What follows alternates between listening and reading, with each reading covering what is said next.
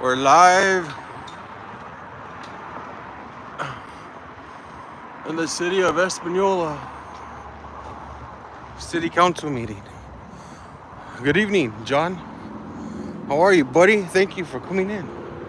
Appreciate you, sir.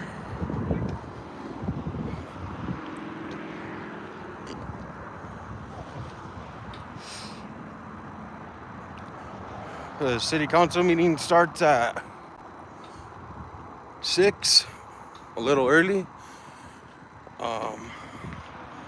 They're doing a presentation right now for a hero from the valley because she's been here for such a long period of time.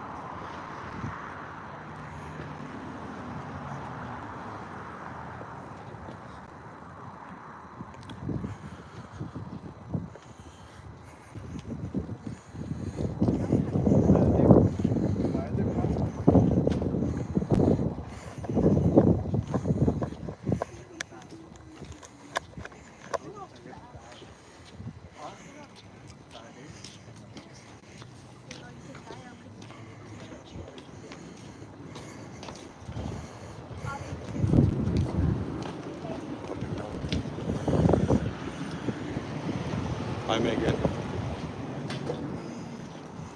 Or don't say hi.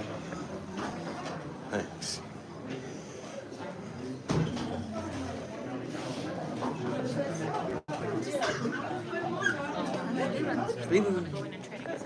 How are you, senor?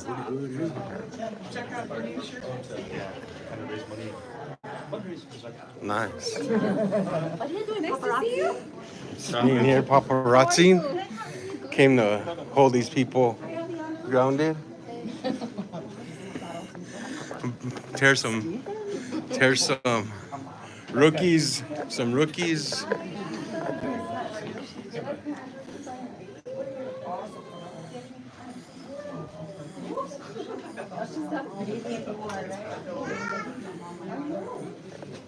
Can we go in?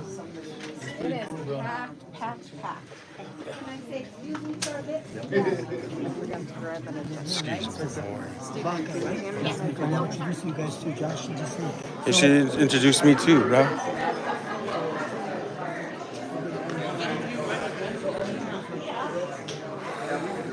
This lady is a mean lady right here.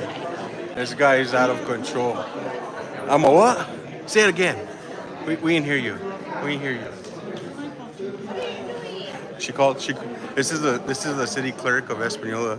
She called me a motherfucker. There's Councilor Pedro. I have a little bit of a packed house here. I haven't been here in quite some time. They're all here for that lady. This lady right here. They're all here for her.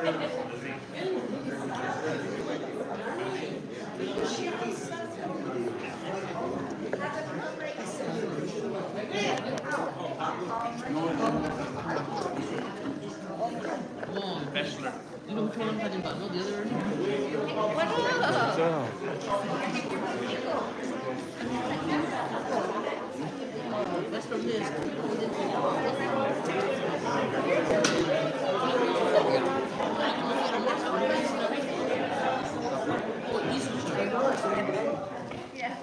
Can I have a hug? I love you. okay, you guys aren't gonna hear me for a while. We're gonna go rogue.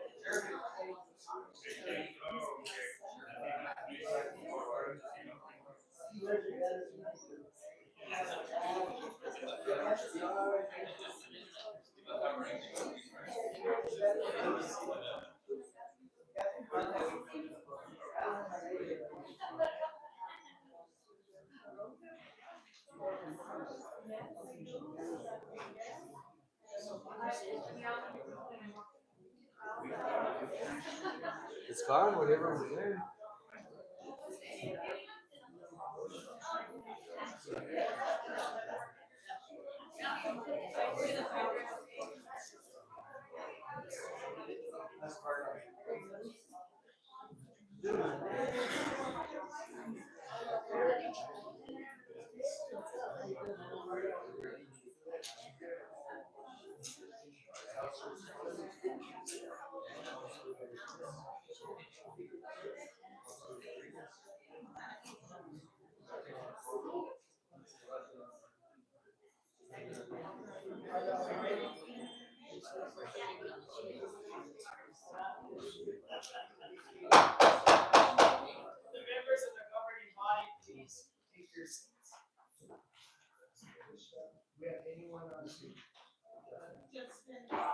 What about the city attorney?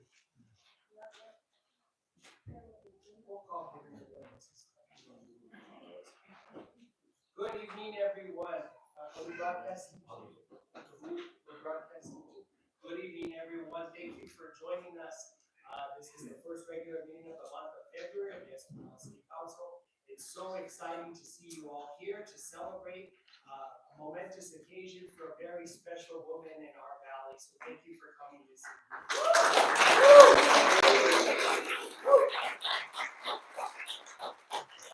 Very truly evident and apparent of the impact this world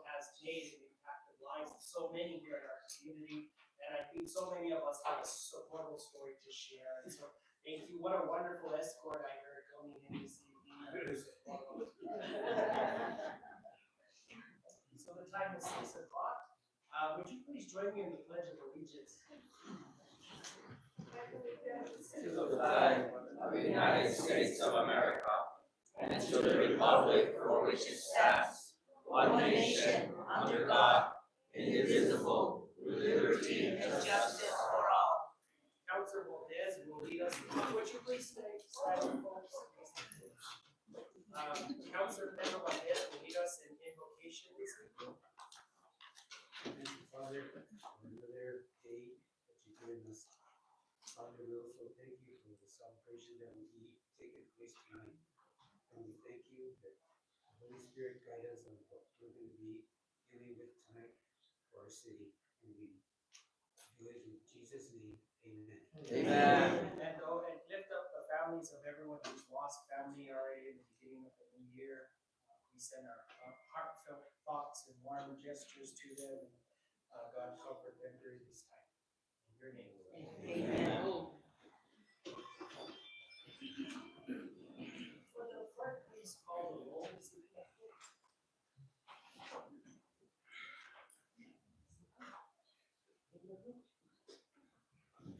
Mayor John Ramon Villa, Present.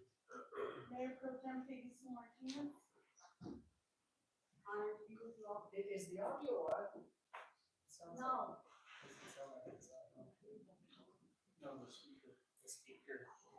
On recording, so. Hello, yeah, now.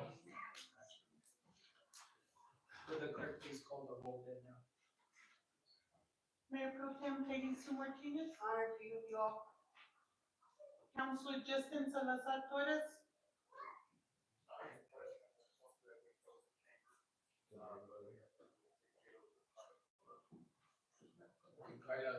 Is there any way we can make him louder? That's probably 100%. Councilor Denise Benavides. Denise has a family issue going on and she was not able to attend. Councilor Aaron J. Salazar. Present. Councilor Pedro Valdez. Here. Councilor Nanette Rodriguez. Present. Councilor Felicia Chuleta Toya. Present. Councilor Samuel Ledoux. Here. We have a quorum. 7-0. Thank you, Madam Clerk. Members of the governing body, before you have the agenda for this evening. Motion to approve, Councilor Justice Salazar, second by Councilor Aaron Salazar. Discussion, under discussion. Yes, I would like to propose that we move matters from the mayor from where it's at to above councilor comments, and then public comments above councilor comments. But matters from the mayor first. I would strongly recommend leaving the agenda the way it is. And then I also would like to say that I have concerns about item A in executive session. It doesn't list what litigation we're going to receive updates on. We have a motion and a second on the floor. There's no further discussion. Would the clerk please call the roll? Mayor Pro Tem Peggy Sue Martinez. In favor? Councilor Justin Salazar Torres.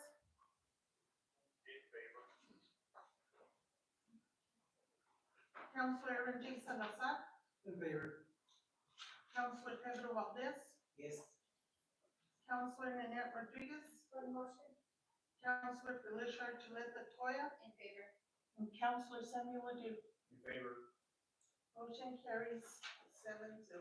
Thank you. On the agenda for this evening, you have the consent agenda. There's the adoption of the city council meeting minutes from the meeting on December 10th, 2024, as well as the January 28th, 2025 meeting. Motion to approve as presented.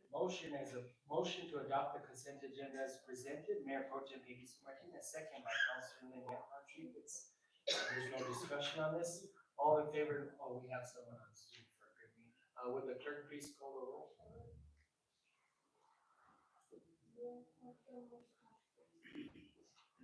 Mayor Pro Tem Peggy Sue Martinez. In favor?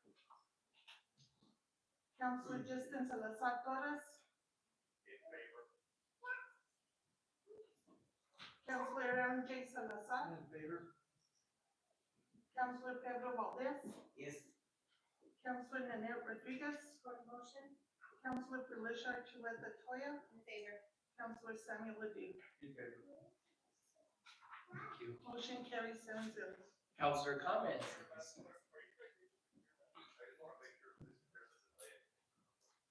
We can hear you, but a little on the low side. Did he call in via phone or is he on Zoom? He's on Zoom there. Or whatever it's called. Yeah, Teams or whatever it is now, okay. Okay. Is that maybe why the sound system's the way it is, cause the first time we used Teams? We're actually on Zoom, but it's not. Okay, so we're still on Zoom? Yes. How about this? How about you tell him to tell you on your end when he'd like to speak and then hold your microphone up to the computer, just so that for the record and for everyone that's listening, they can hear and identify it's Counselor Justice Asadores, just to be ensuring that. Thank you. Counselor comments at this time. Counselor Pedro Valdez? Yes, Mayor, having to do with shopping carts and poly carts. Mayor, I'm with you on keeping our city clean and healthy. If you need me to pick up shopping carts or pick up trash bags to keep our city clean, just call me. I always keep trash bags, buckets, rake, and shovels on my truck. I also pick up animals that have been hit in the road. You have a council and administrators and employees that keep our city clean. I thank them. On Councilor Sam, I give you a lot of credit for helping the schools. But on your comments that you have, I'm against that. Thank you, Mayor.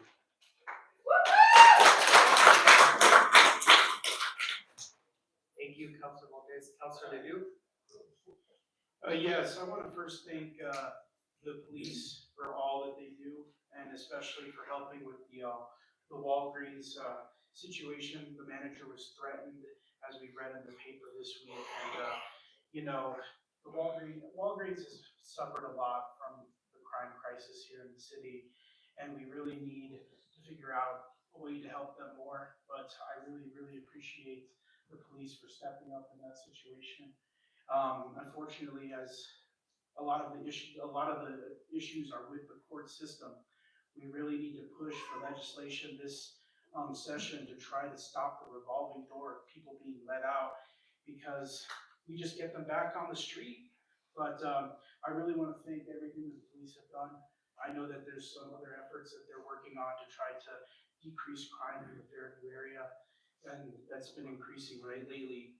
I also want to congratulate Casa First on opening their office in the McCurdy Ministries area. That's going to help a lot with helping a lot of our youth try to make it through the system. And I got to attend that, and I thank them for inviting me to that. And I hope to see some really good things for our youth from that office in the future. I also want to thank former Las Cruces Mayor Miyagi-shima,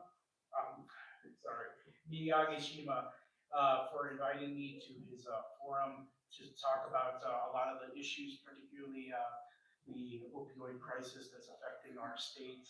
I learned a lot from a lot of different elected officials around the state on that issue, and got some ideas that hopefully we can work on here.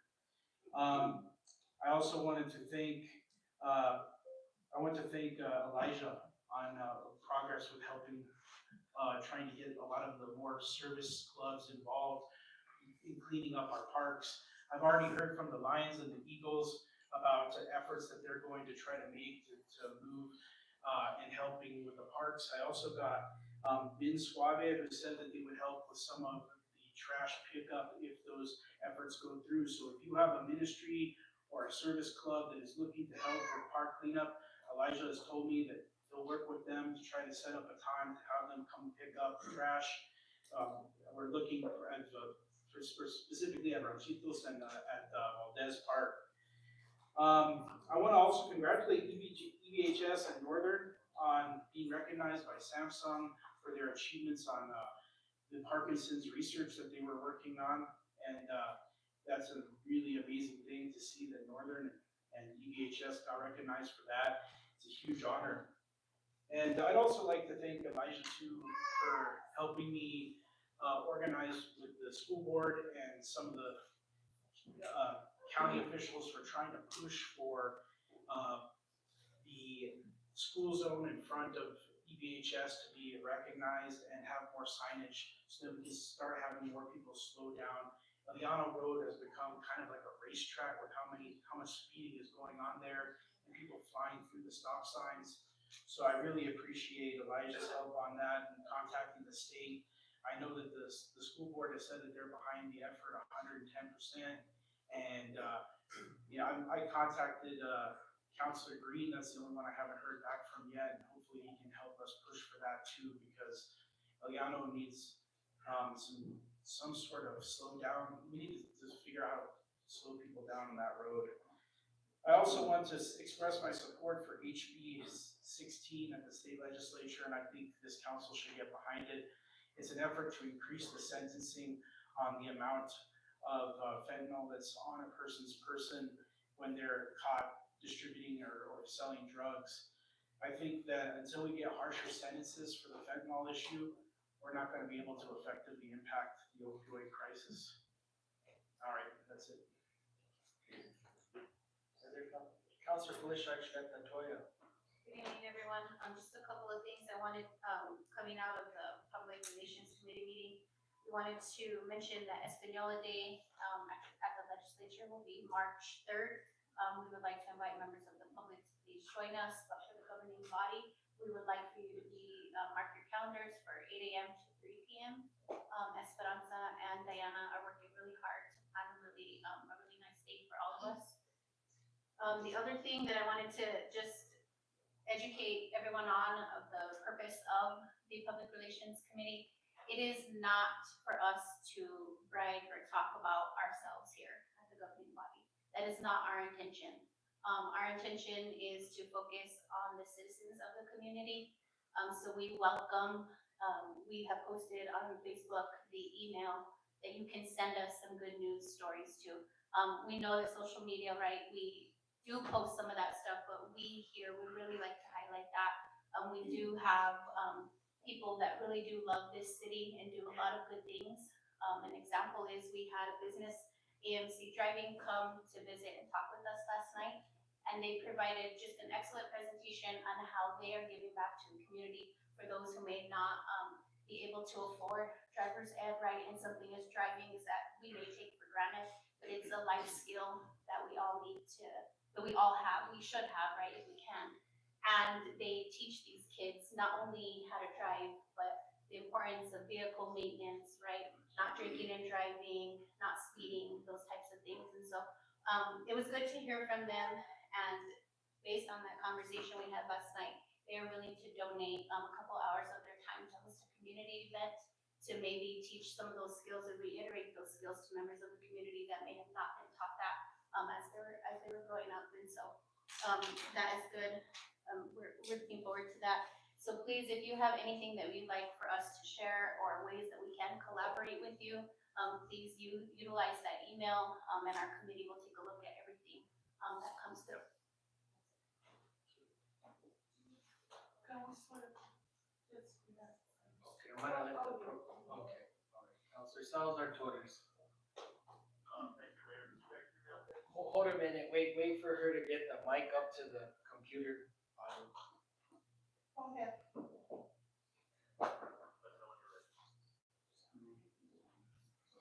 Go ahead.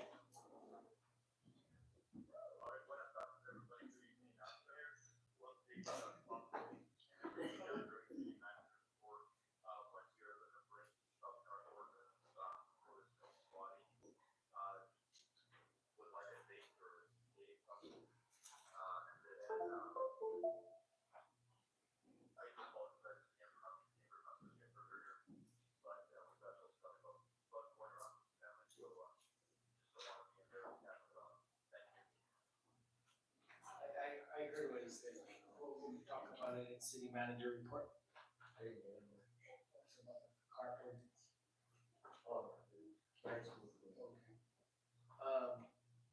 Mayor Pro Tem, sorry. Thank you, Mayor. Good evening, everyone. First of all, I want to recognize the EVHS bowling team for keeping first place in state. I think it's important that we invite them in-house, third place in state, and bring them in-house. We also had 2 students from Espanola Valley High School that were recently recognized by the governor's office. If we could please get them also in here. Like to announce that there is volleyball week happening in Espanola. Lynette and the recreation department is doing an incredible job of offering new things to this community that are so much needed. Anybody interested in volleyball, co-ed, or women's team should contact the sales center at 747-6052. Again, that number is 747-6052. I want to recognize the whole staff for everything they do day in and day out. Working for government is not easy and it's very frustrating at times. Hold a minute, Mayor Pro Tem, I'm just getting a message that the sound is not on Zoom or whatever we're using. We're working on it. Okay, well, because neither can Councilor Sal or Torres here either. Neither can the sun.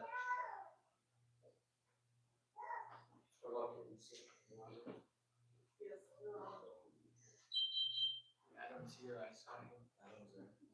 Oh, I thought you were broadcasting. We do a mic check. Yeah, hold on. Okay, I just heard him now. We're okay. Yeah, go ahead.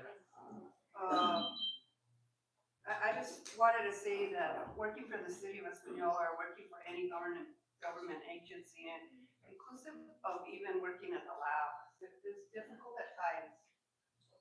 Things move a lot slower than we would all want to see them move. There are times when we want to affect an issue and we have to jump through a hoop backwards on fire upside down.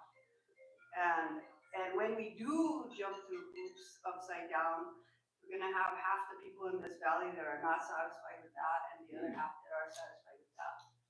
What we have to do as a governing body is provide leadership to this community. And when I say leadership, I mean positive leadership. Of all the things that are mentioned here, there's very little of this that is put on social media. A lot of what we read on social media is the derogatory things that people post, and that's just a damn shame. I think Espanola is one of the most beautiful places in the world. I think the people here are some of the best people you'll ever come across. I think it's a place where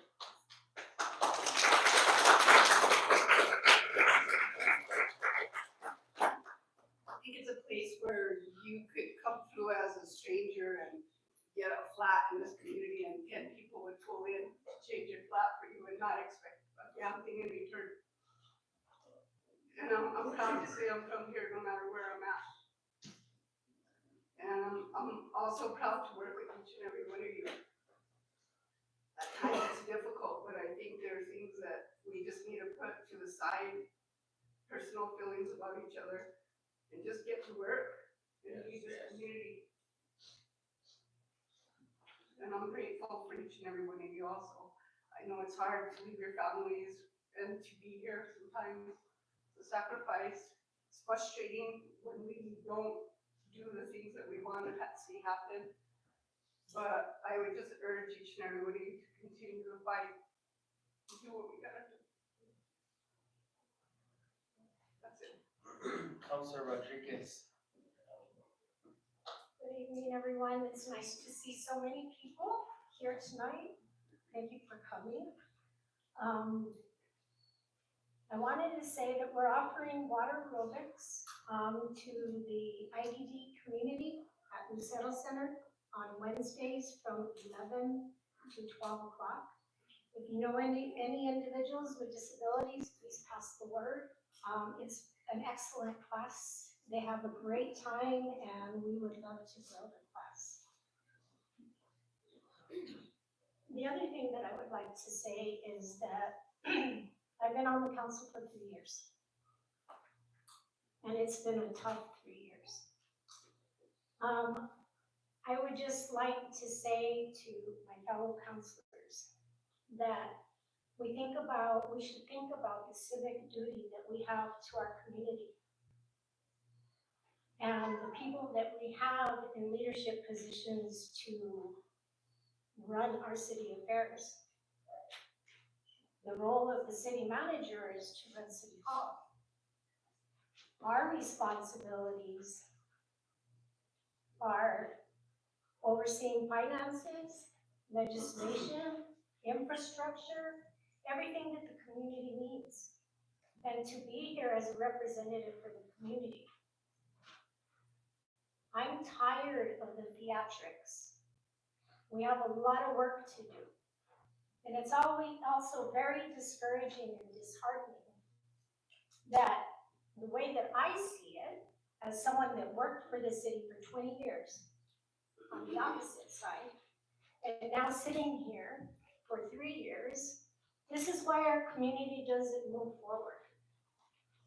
Because it's all about what our next mission is individually.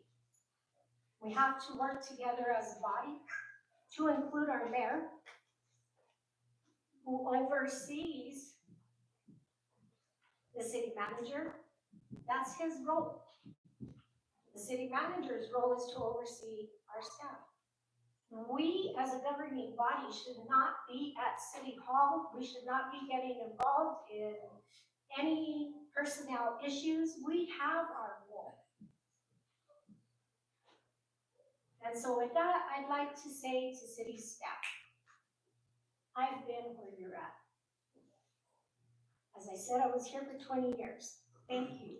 Thank you for the jobs that you do.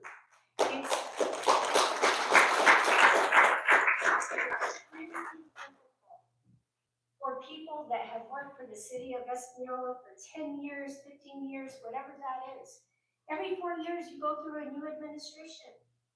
And that new administration has different visions, different ideas, and different problems. And you are the troopers that go through this year after year after year after year. The city of Espanola grocery receipts tax are half of when I worked for the city of Espanola. They're half now. And so when we talk about recruitment and retention and paying our frontline people what they're due, we're struggling with that because of the grocery receipt tax, of being able to bring in revenue to give them what they're due.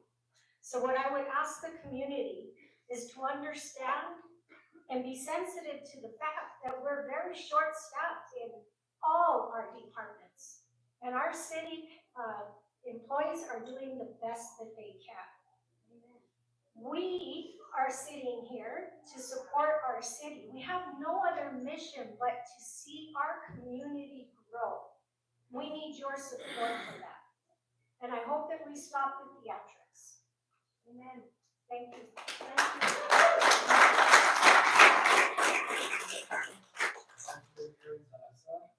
I'll keep it short. We've already mentioned.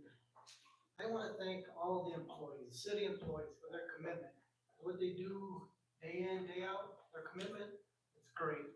Chief, for your quick responses to fires.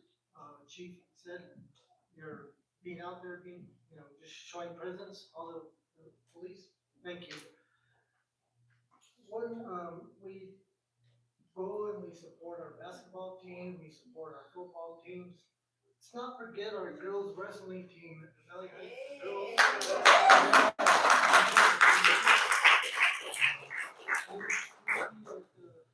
Rio Rancho, the Civic Center on February 21st. We get a chance to go out there and support them. I went to the wrestling match the other day. They're tough. They're good girls. And thank you all for being here, but most of all, it's an honor being here today, especially for Mrs. Socorro Herrera Day.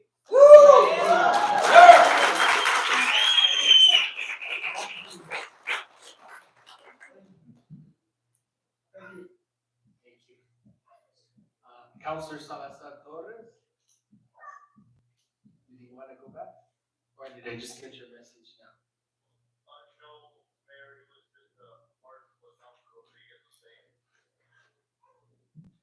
Okay, thank you.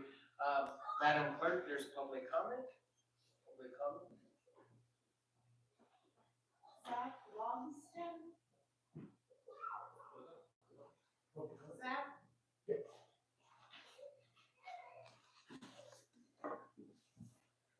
Mr. Mayor, governing body, Mayor Pro Tem, CM. Thank you guys for the time today. I want to say thank you guys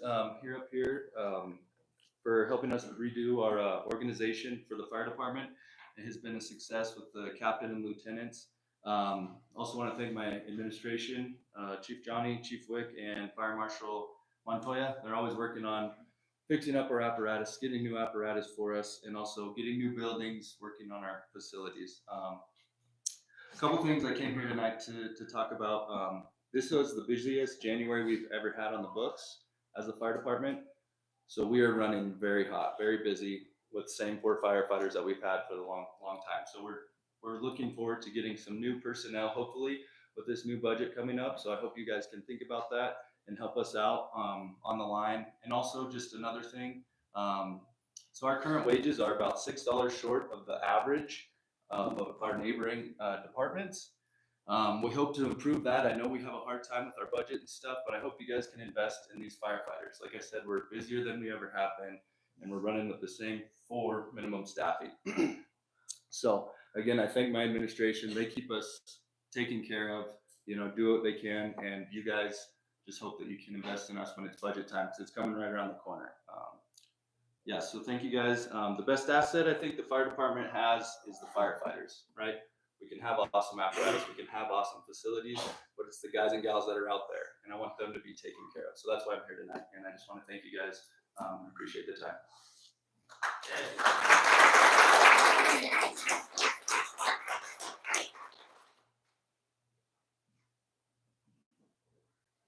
Bethany Bradley?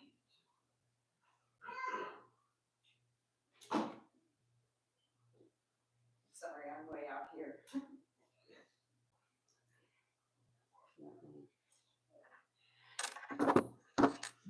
Good evening, everybody.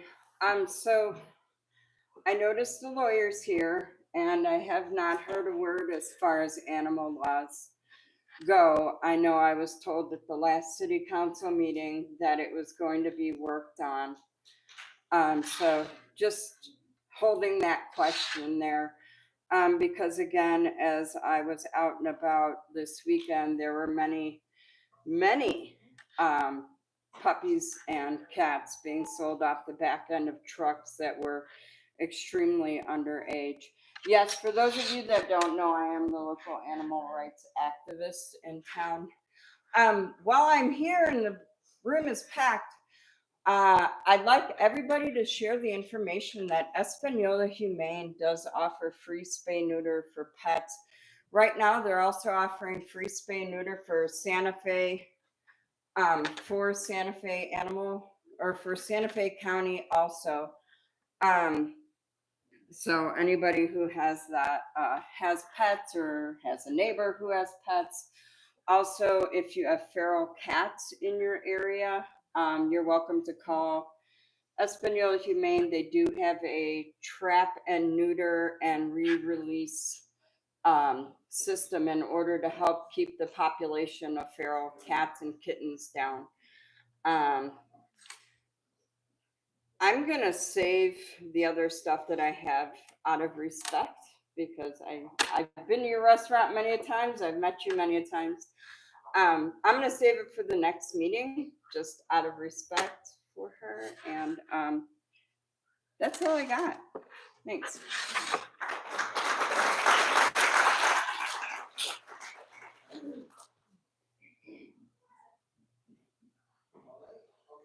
You forgot me, I signed in. Let me see, I did sign in. We're out of order. I signed in. There's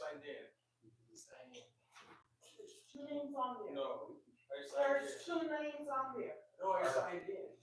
He signed in. Yes, I did. I have it recorded, so I signed Sam, whose names are on it? I signed in. Sam, whose names are on it? legal names? There's no name. Okay, but then we're. I did sign in. I signed in right It's now. not legitimate. We've already had this discussion. At this time, we're gonna recognize a very Where's the deserving other individual in our community who has helped so many people throughout her life. She's made a big impact in our community, and it's truly apparent in attendance at tonight's meeting. Hello? Yeah, your mic's not on.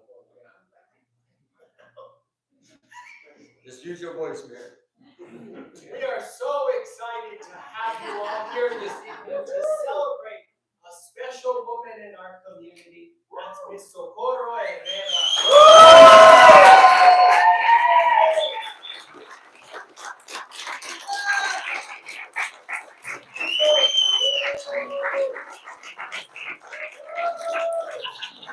We all have a Socorro story, I'm sure, and that's why we were so happy to have you get together. We have treats still, the coffee's finally ready. Thank you, Brenda and Carla, for putting that coffee together. But this woman has touched the lives of so many in our community.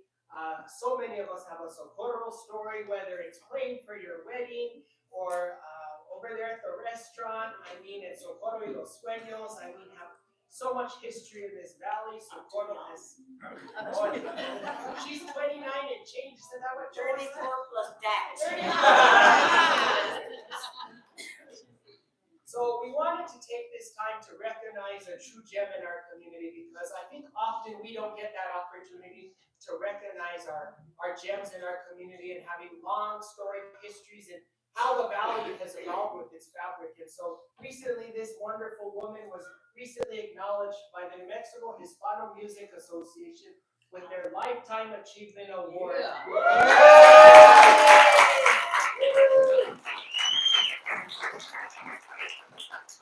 Socorro is special and has made such an impact to our community. So Socorro, can you come actually up here?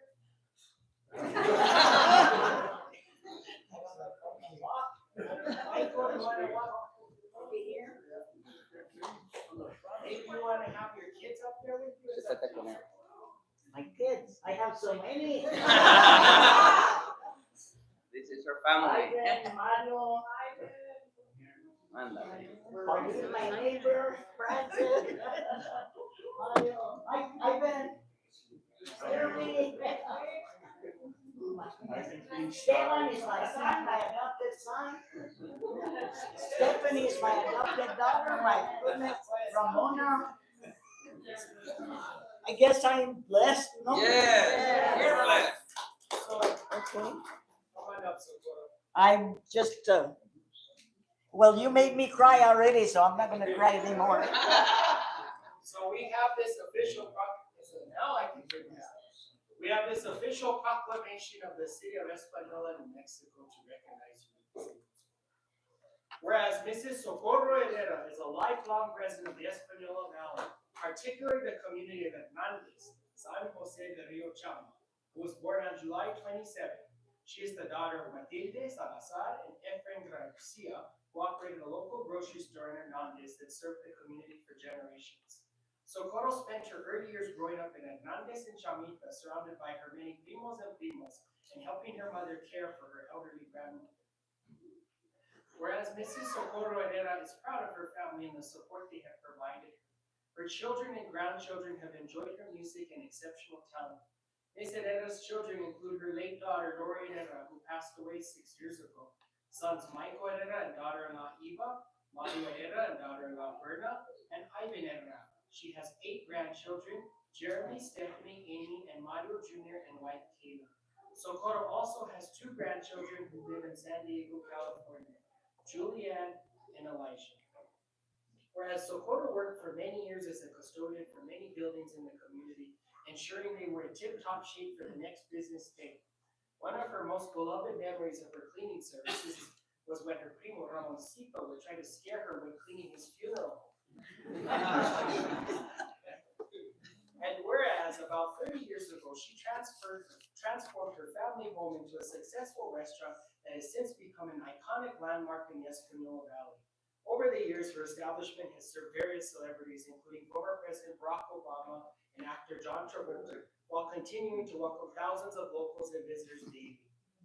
Whereas she has had a distinguished career in music with her group Socorro y Los Sueños, performing at countless community events and family functions across northern New Mexico and the state of New Mexico.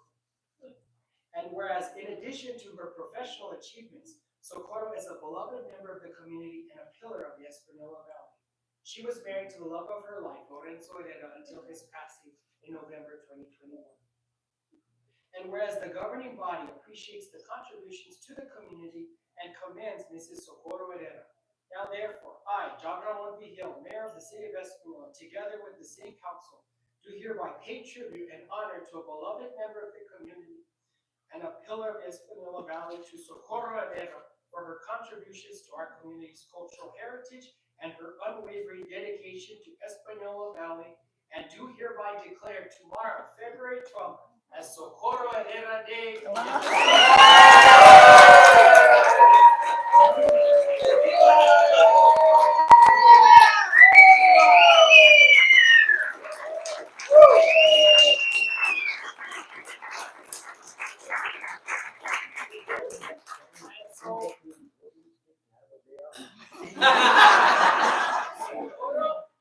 You didn't bring us a pizza. I wanted to bring you guys green chili stew and they didn't let me. I was ready to bring a big pot of green chili stew, but they told me no. But I'll do it sometime. But we brought you some.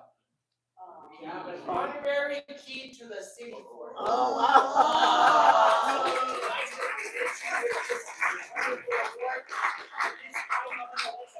Go around the room. I think Socorro has touched the lives of so many here at City Hall. We constantly are going to lunch there, so let's start off with Mayor Pro Tem. I'm honored to go first. I've known her all my life. My parents were very good friends of you and Lorenzo. Yes. I specifically remember one song that my mother always loved the way you sang. And she, no matter where you guys played, you always accommodated her by playing that song.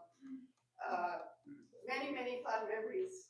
My mom also worked with Lorenzo and Los Almos many, many years. And my mom didn't think very much of very many men. If she thought you were a good man, you better believe you were a damn good man. She didn't have too much faith in men in general. But where Lorenzo was concerned, I want you to know that my mom felt that he was totally in love and devoted to you and your family as your partner and as a father to his children. And she respected you as well.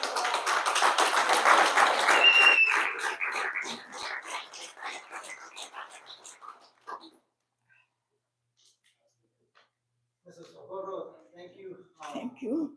You know, of course, your food, you know, you can't forget your food. And I've known Mario, some of your family, it's been great. And, excuse me, one thing I remember my mom always saying, it's not inappropriate, but ay, mira, Socorro, mira, estaba sparkly, enjoying your music, of course. Thank you. Thank you so much, appreciate it.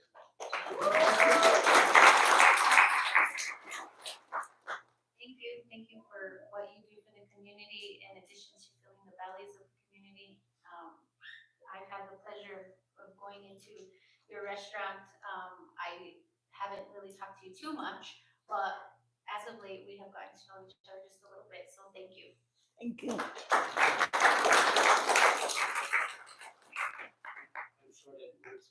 Pedro, I know you. I agree with yours, and that your food is just great. We visit you often. Thank you. It's been hard, but I'm not going to retire.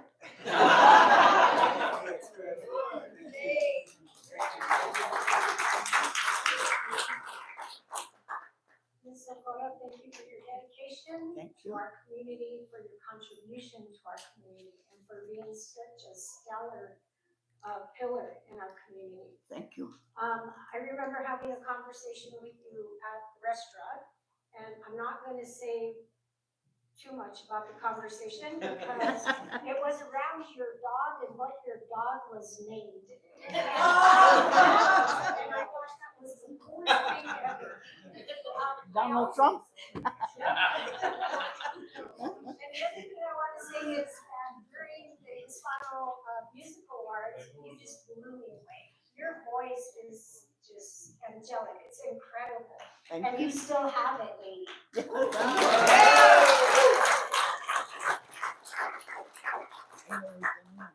Thank you for everything that you do. I also saw you at the Espanola Music Awards and you did an amazing job. And I've had the pleasure of eating at your restaurant. It's amazing. Thank you so much.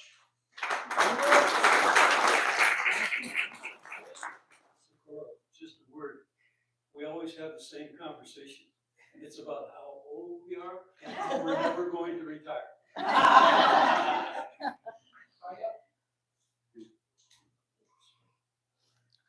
Ms. Socorro, you have the best food in that little hole in the wall that it really, I'm just amazed at how many people come from out of state to come visit at your restaurant. And you have the best spaghetti, let me tell you. Thank you for your talent, thank you for your music, and thank you for being a wonderful part of our community. Thank you. Yeah. You have to try the spaghetti with red chili. A big bowl of spaghetti with red chili. Everybody likes that. Mr. Cora, I just want to say thank you since I became chief. And Thank I came you. back, I think been gone 40 years, and I came in and I appreciate you. I can tell the sheriff's here, we have state police here, how well you treat us and law enforcement. I love my sheriffs and my state policemen. My fire department, oh my God. And I always tell them, when you need me, I'm here. You guys don't have to pay me, I'm just willing to help you guys. All of you. We forgot Counselor Salazar Torres and then the fire chief and the city manager. So Counselor Salazar Torres.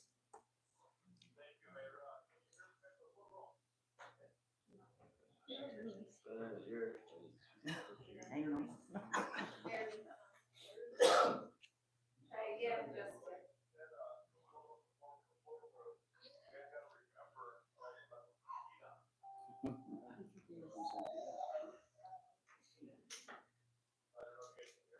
Yes, we can, Justin.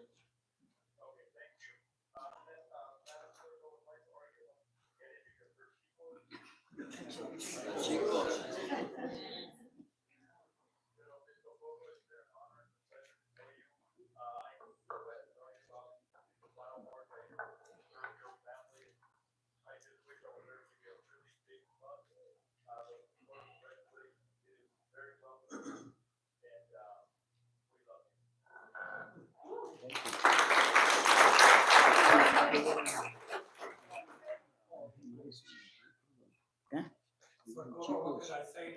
Oh, yeah. I came into her this 37 years ago when I married my wife. I've met a lot of your family through work, and I work with the leadership. And like I say, most of your family don't know who I am, but they know my wife's family because I come with, from the Atencio family. So, and like I say, I really love your food. It's really good. Thank you. I go around checking everybody and gossiping with everybody. I gossip with everybody that goes in. Thank you, Mayor, for Councilor Socorro. I don't know, I get a little lost of words. I'm sure you enjoyed the escorting to City Hall, and we rolled out the red carpet for you. And nothing less would be expected for someone like you that gives so much to this community. And yet, like everyone has already said, I love your food. I've had several conversations with you at the restaurant. And everybody's there. I always see the sheriff there. I always see the state police officers there. So I know you're, if I have to send a limo, you still won't get a DWI. I tell everybody I'm blessed because I have the sheriff, I have the state policeman, I have the priests. They all go and then I have all my family. Yeah, and I also have one more surprise for you. Socorro, I asked and all my coordinating friends. with the Esperanza there. I want Andrea and Lucero come and sing for you this evening. And a nice surprise, so Mayor, with further ado, Secretary of Oh Session. my goodness. This is the patrona right here. Thank you. For helping me over there too. Yeah. Thank you for Oh, keeping you're my traditions drummer. alive. Yeah. Oh my goodness. Let's see if I don't start crying.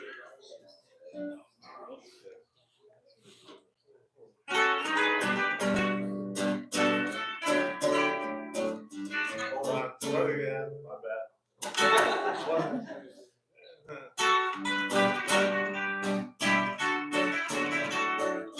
Échale un grito para la patrona.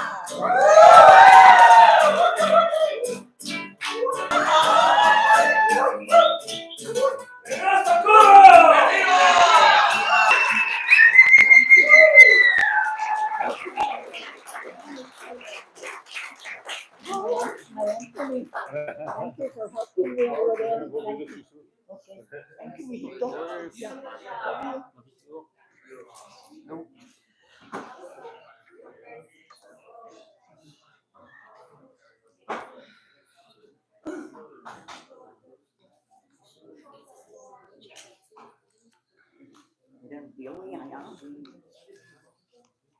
Come so we can take pictures. So we wanted to take this time to thank Socorro, but everybody else got to get up there and talk about Socorro. And no, I did it. And it's important to me because this lady, I've known this lady since I was a little baby. And she's known my name. She's known my name since I was a little baby because her favorite, one of her favorite cousins was my grandpa, and then her tio was my great grandpa, my Papa Ramon, and so she never has forgotten my name. This lady has been with me from day one, whether it's high school fundraisers, helping with enchiladas, to the Fiesta Council, Freedom Pie. You've catered our city Christmas parties the last 3 years, Socorro. You are truly, truly very special to me and to our valley.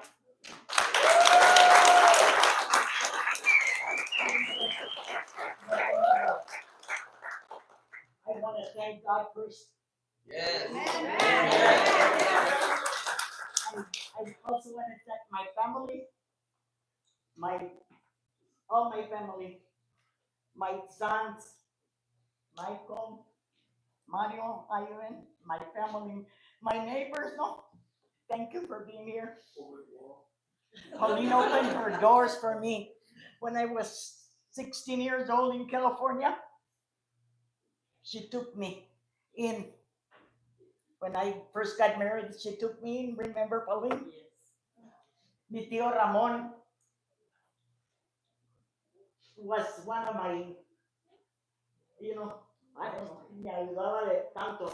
He used to tell me, Socorro, treat people with honey, not with vinegar. Amen. Amen. He was the first man that helped me. He co-signed for me. Amen. When nobody else would help me, when I was trying to fix my house and all that. There's so many things I want to tell you guys, but I owe my life to my tío Manuel, my brother Manuel. My brother Manuel was like my dad. He used to get me jobs all over Espanola. When I came from California, I used to clean 7 places here in Espanola. And Michael was small and he used to throw all the trashes and help me. I was a senior There are so many people that have helped me. Stacy, Ramona, and Pete. Oh my God. Tito, my cousin over there. And let's help the Espanola Valley Fiesta. Yes. I'm ready to help you guys in maybe a couple of enchiladas or whatever I can cook, no, James? Los Herreras, que vivan los Herreras. Que viva los Herreras. Que viva! Yeah. Thank you. Without further ado, the key to the city. Oh my goodness.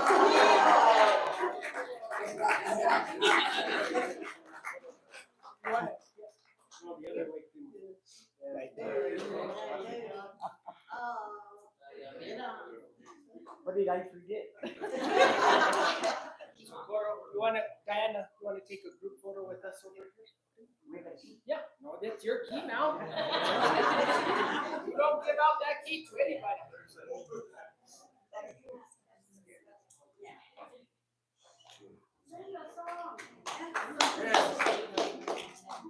What would you like us to see?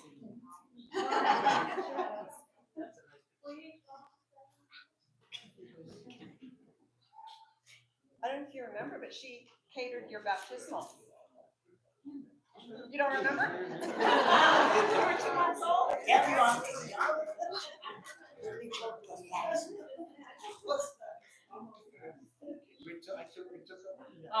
We still have plenty of refreshments in there. We're gonna take like a 10-minute recess, folks. You guys can go get some refreshments, pastelitos, donuts made by Love and Oven, and great coffee made by the city clerk staff. So thank you for joining us this evening, and let's celebrate Socorro, que viva Socorro, que viva!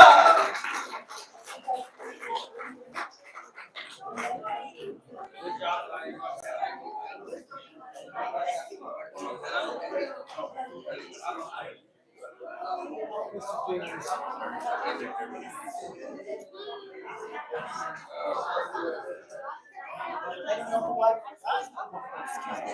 I'm gonna get a coffee.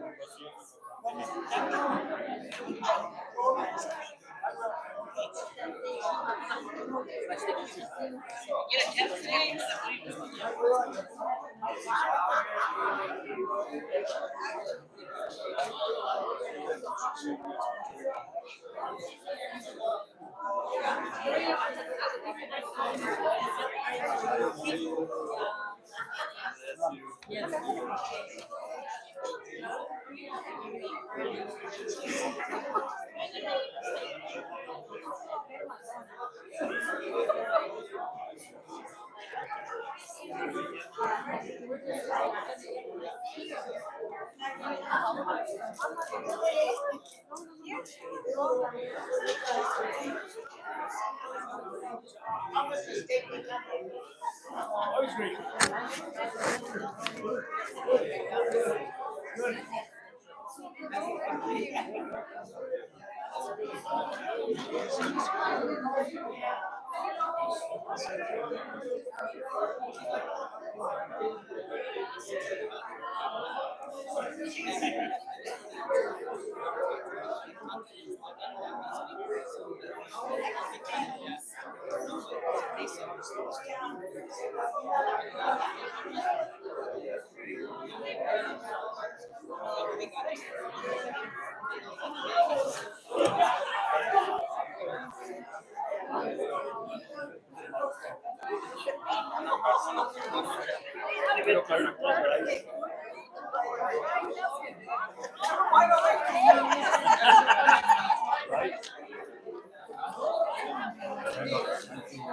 That's your face.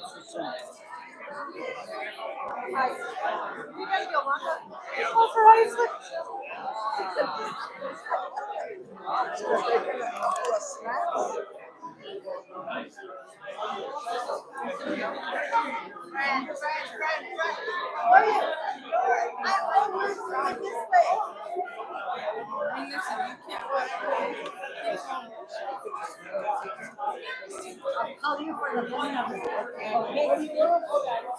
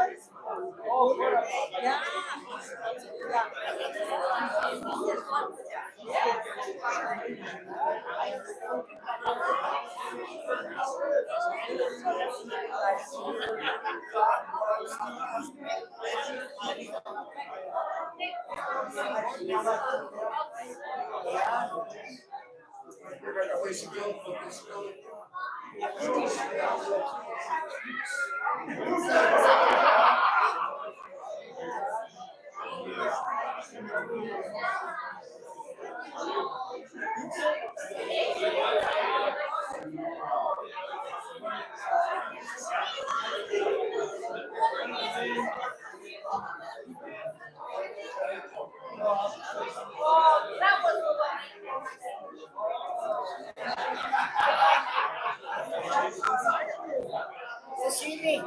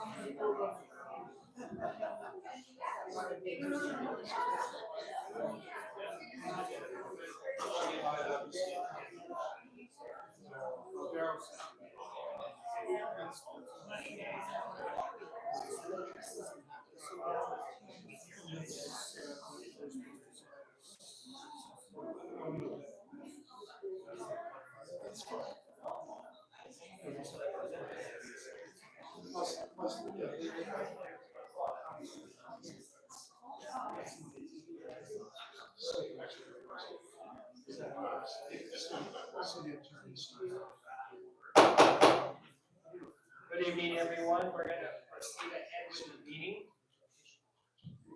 At this time, we're gonna go into city manager report, Mr. Yuman. Thank you, Mayor Pro Tem, councilors. I just, wanted to say thank you, to Councilor Renee Rodriguez for those very, very heartfelt, words. It means a lot, means a lot to me, to the directors, to the staff, echoed by Councilor Aaron Salazar. Mayor Pro Tem, we do have a damn good staff, and they work hard day in and day out. And I just want to say that I appreciate all of them, those that are listening, those that are here with us, from Public Works, Solid Waste, Sanitation, parks, streets. I can never forget the fire department, the police department for all the hard work. And least that I forget, Michael Adams, a one-man team that's bringing so much economic development right now to the city. It took us a while, but here it's getting done. And I just want to say thank you, thank you, thank you. It means a lot. A couple of things, I'm not sure the date of the mariachi concert is March 1st. March 1st, it escapes me. March 1st is a mariachi concert at the college. Tickets are for sale through the city clerk's office. I believe, what are the costs, Carla? $30 a ticket. $30 a ticket. Well, how about maybe we yield to Diana, if you don't mind. You got it, Mayor. How about you finish your report? And then 2 days after that, March 3rd, is Espanola Day, the state legislature. So we encourage everyone from Espanola to show up for that day. We're going to be honoring some significant members of our community, including Socorro. Name a few: Cedric Quintana, Gino Martinez, Mrs. Jaramillo from Rancho de Chimayo, and then a few of the names escape me there, but we're gonna be honoring so many people from our community that have dedicated in so much to our community.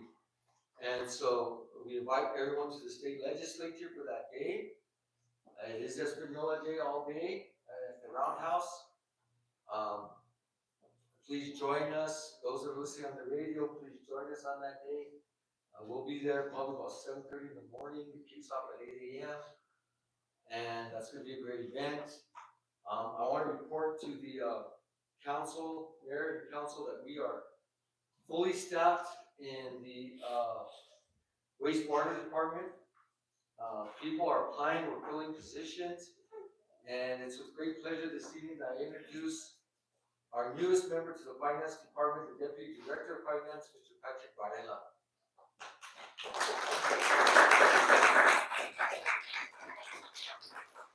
Mr. Varela brings so much experience in finance. He's the former chief deputy treasurer in Santa Fe County, the former county treasurer for 2 terms. He worked here in Espanola for 17 years with Ambed as the junior vice president of production. A long resume in finances. He is considered the guru of investments for the state of New Mexico. And we are honored to have this gentleman working for our community. I was his chief deputy for 6 years. Pat and I also worked in the Department of Transportation together.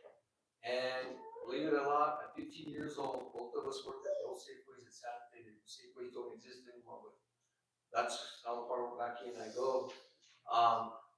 So Patrick, welcome. He's going to be an asset. Right now, he's out concentrating on the budget and preparing a budget for the finance, board of finance, which is all of you, and of course the finance committee, Mr. Chairman, which consists of yourself, Councilor Ledoux, Councilor Rodriguez, and Councilor Toya. So go ahead and work his butt off, guys. I'll let Diana go before I go back to my comments here. Diana, if you want to give an update on the Centennial concert?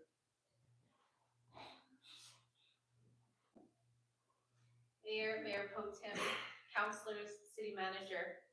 We're working on a mariachi concert called Concierto Centenario. We're gonna be having Mariachi Xochitl here. They're a band out of Santa Fe. We're also gonna have some local folklorico dancers from the Espanola Public Schools. They're a group of teachers who dance, and they're donating their time for this, so I'm really happy to have that.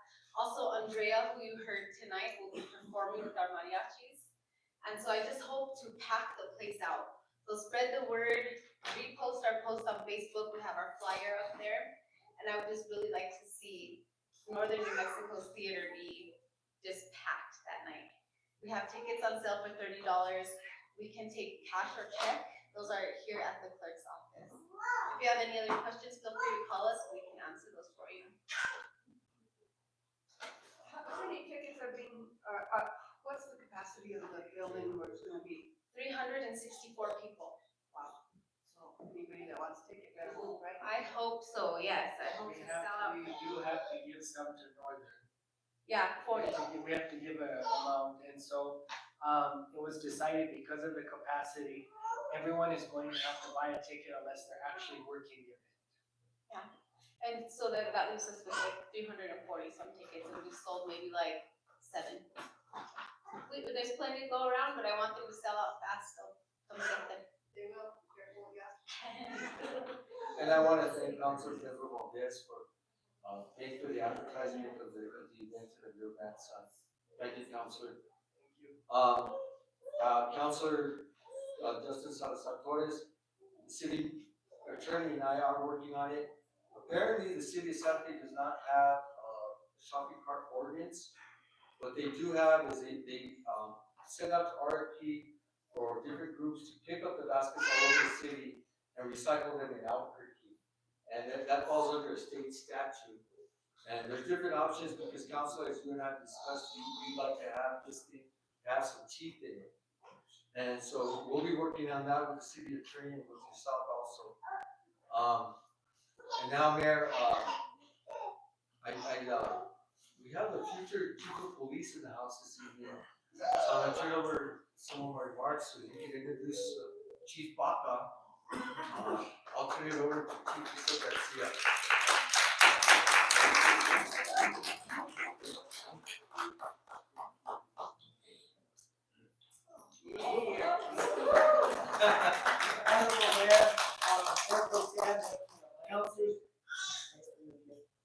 What I have to me is, in my profession, I'm pretty jaded. I had this young man come in today to see me. His name is Nico Baca, 3 years old, and I'm afraid to say who wears it better, uniform. But he came in as a sergeant, and by the time we were done, he walked out as a chief. He's got the SARS to show. He's you know what? I know Mayor Pro Tem, you're gonna love this. He's wearing his on-body recording device. So he's got his body-worn camera. He's good to go. He's fully ready to go. He spent the afternoon with us.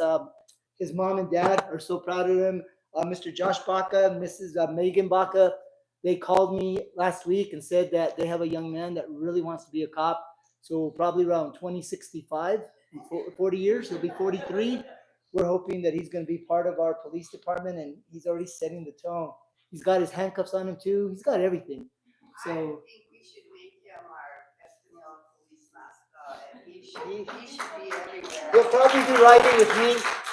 He'll be riding with me in some of the parades, I'm sure. But he's going to be my partner today when we talk. I do want to talk about something a little more serious. I think when we first started here, our department gave you a vow that we were going to try and diversify our department as much as we diversify our community. He's got a police coin now in the city of Espanola coin. He's got all kinds of bling. You can sit here with me. But I think what we're going to do is we made a vow to diversify our department, just like our community is very diverse. We have a very expansive culture here, and it's so diverse. We've told you all that my goal was to become hopefully 30% of our officers female by the year 2030. I think we're well on our way right now. What I'd like to do this evening is I'd like to introduce our two newest cadets that have started. One started on February 4th. The other one started officially today on February 11th. And what I'd like to do is our first cadet is Audrey Martinez. Audrey comes from a family that's familiar with public safety. Her mom, Teresa, retired from our fire department. And Audrey has been working for the police department first as a detention. She came as a 19-year-old. 18-year-old since I've been here, and we've kind of guided her through. We promised her that when she was going to turn 21, true to her word, she stayed on. We are so proud of her. She's from Espanola, and I'm telling you, she has made us so proud.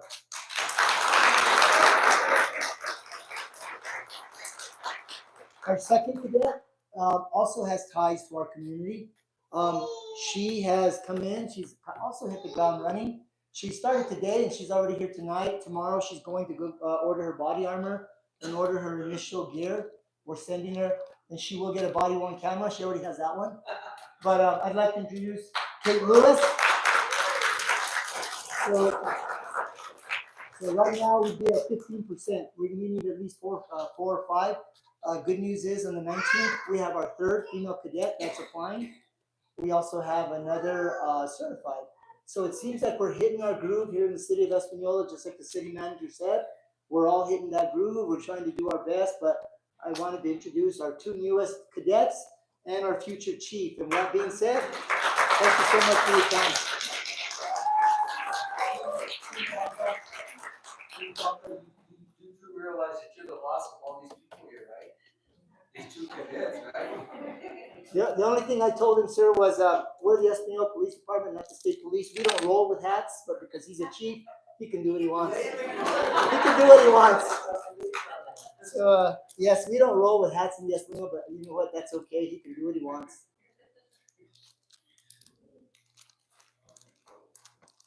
So, first of all, I just want to say, concerning Mr. Baca, John Ramon Hill was on Mariah's people, and first game. John Ramon said he wanted to be the mayor of the city of Espanola. So there you have it. Sometimes people do choose their field very early in life, and I think it's the cutest thing I've ever seen in my life. I want him to be at all our events. I think he needs a black outfit, and I think he needs it embroidered and done exactly like our guys have. And I just am thrilled to death about that. Concerning the 2 new recruits, let me speak to you personally. When Chief Michel talked to me about the hiring that he had made, and he mentioned the 2 of you, we did talk about both of you being female, but that's not what the important thing was to me. The important thing to me was the strength of who you are in committing to our department. I am thrilled to death that you guys have chosen Espanola to start your career, and I'm hopeful that you stay with us for a very, very long time.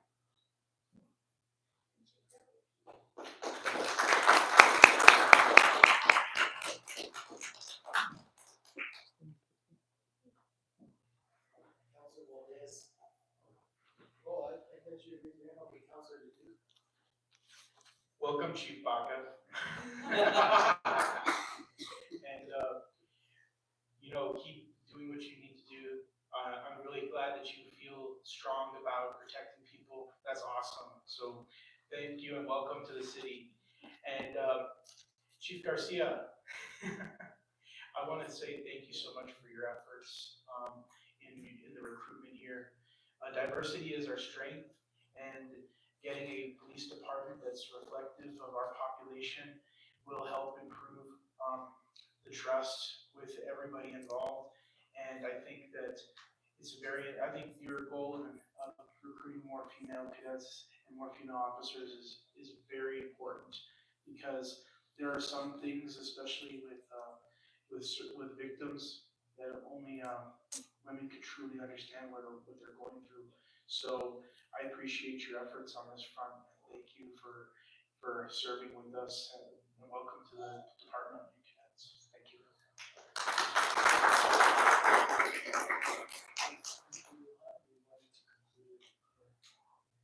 Thank you, Chief Garcia and Chief Baca. Cadets, welcome to Espanola, our youth program, and welcome to the police department. And it's going to be a great addition. I look forward to seeing you guys around. I always have to remind the chief he answers to me. He gets it up to the top. I don't think today. But that one gets it. That one don't. But welcome aboard, and thank you for wanting to serve our community. And Mayor, as we struggle through everything that we go through in this community, we do it as a team. And we do it together. Nothing that says out there, the lies, the half-truths, that go out on social media, that's all they are. We're going to come through irregardless. We're going to make this community great. And that's why this year is a year of projects. And we're going to move forward with that wholeheartedly. And that's what we're going to get done this year. I'd just like to urge the Baca family to continue to produce little police officers. we really need all that. So get to work.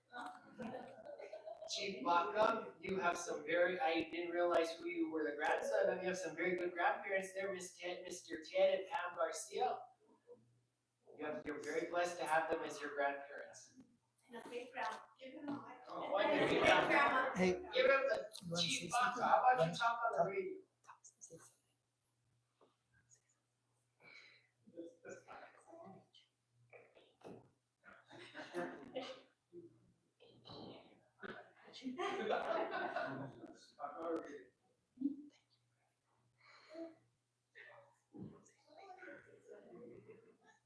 So you're under arrest.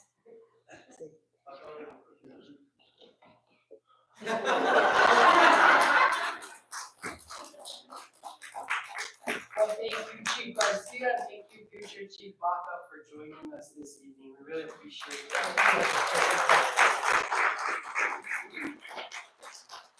I wanted to go a little bit further on what Eric had talked about with recognizing some of our business owners, and so I'd like to, we did a lot of research on this. We tried to recognize each of the businesses in our community that have been pretty much in operation for 30 years or more. Please let us know if this is not correct. We're gonna recognize Dino Martinez from Oven Oven, Senny Quintana from Big Dogs Catering, Florence Jaramillo from Rancho de Chimayo, Ellen Milligan from Yucca Realty, Socorro Herrera from Socorro's Restaurant, the Atencio family from El Paragua Restaurant, the Maestas family from La Cocina, Richard Garcia from KEC Radio, Edward Marquez from the Tropicana Lounge, Kenny Salazar from Saints and Sinners, Patrick Trujillo from the Chimayo Trading Post, which is the oldest business in Espanola, still existing, and also Barbara Cerner from the jewelry store. Mark and Mary Sanchez. Okay, all right. Can we get that one? Mark and Mary. You're not still owned by the Vargas, so we're not going on that. Yeah. Counselor Salazar Torres.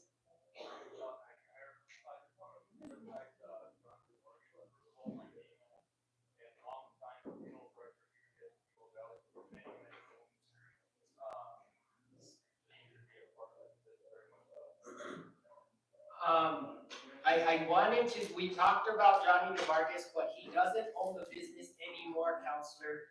And if we start doing that, we're gonna have to start recognizing a whole lot more businesses than what we have. We just try to maintain the businesses that have been in consistent. Thank you for bringing the Sanchez's, Mayor Pro Tem. I forgot about Mark and Terry Sanchez. They've been open. And you know what I also forgot is Ray Trujillo, right there at the Trujillo's Shoe Shop. He's been open for 30 years or more under same.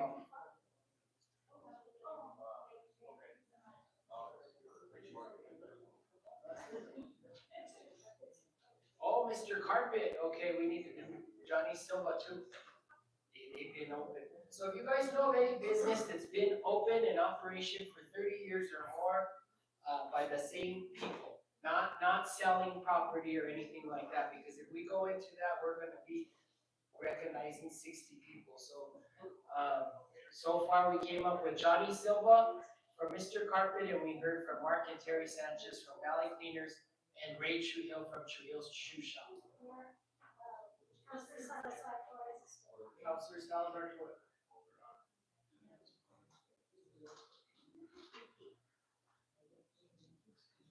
Go ahead, Jessica.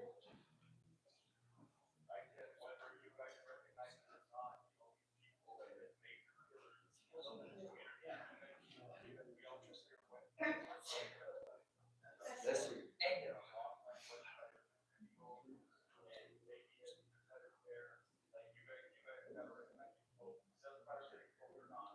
We'll see.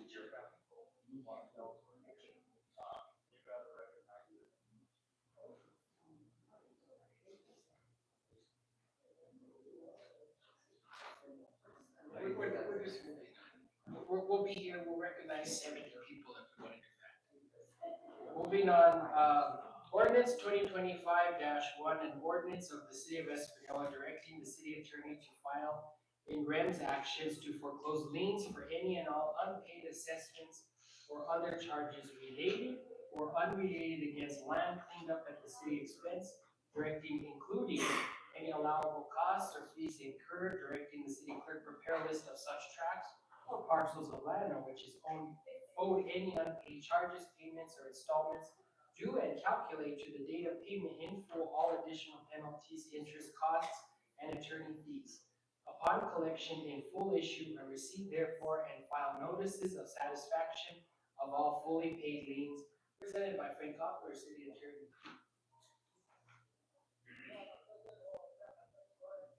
Thank you, Mayor. I think probably I'll keep it real short. These properties are the result of the 2018 and the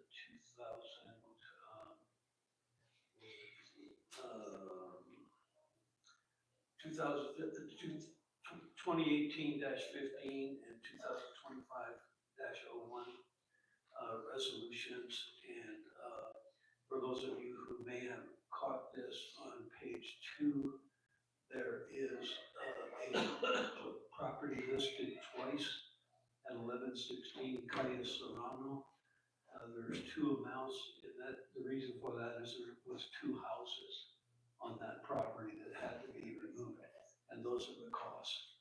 So I'd stand for question. Can you pull up the list, Ms. Carter? And I want to also clarify that Calle Serrano address that's just the mailing address, that's not the actual location of the property, yeah. And Mayor, if I may, Go ahead. Mayor Pro Tem Councilors, since you governing body enacted this, there's been only one person that's come in to see me about their property. One person, and that was, the property in San Domingo. There's only been one person that comes to see me to get the property afterwards to clean it up, and they're complying with code enforcement right now, Mayor. No one else is coming to see me, our schedule will be with me. And this is actually, Mr. Lujan, a list from 2018 when the city tore down these houses the first go around. This isn't even from this last. Yeah, I wanted to clarify that this is from the last clean and mean. This is the last and final step of the first clean and mean, correct? 28. Correct, that's correct. These properties have been cleaned and leaned, and this is the final step to foreclose on the properties in the amounts that are listed on the right column.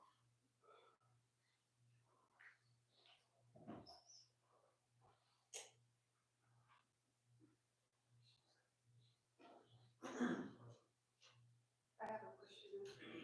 We're gonna actually, is this conclude your presentation, Mr. Copper? Yes, and then we open a public hearing. Yeah, just kind of says, okay. All right, the time is 7:32. I'm gonna open this hearing. The time is 7:32.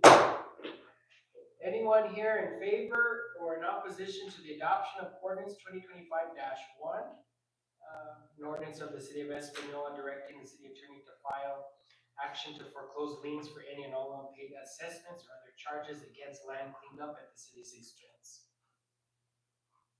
We'll give it about 5 minutes. Anyone here in favor or in opposition to the adoption of ordinance 2025-1? Please come on up and state your first name and last name and your mailing address.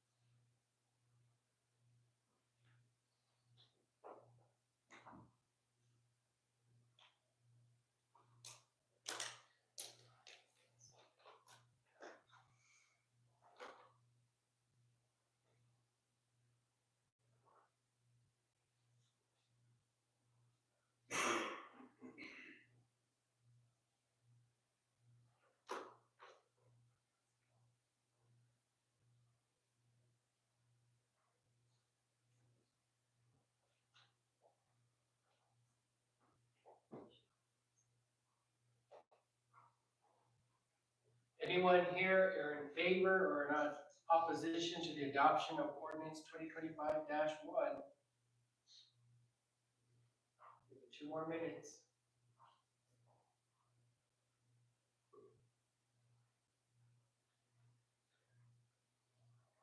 Mayor, I just want to let you know we lost Justin. Okay, all right. So unless he comes back in, we can do now affirmation, voice affirmation.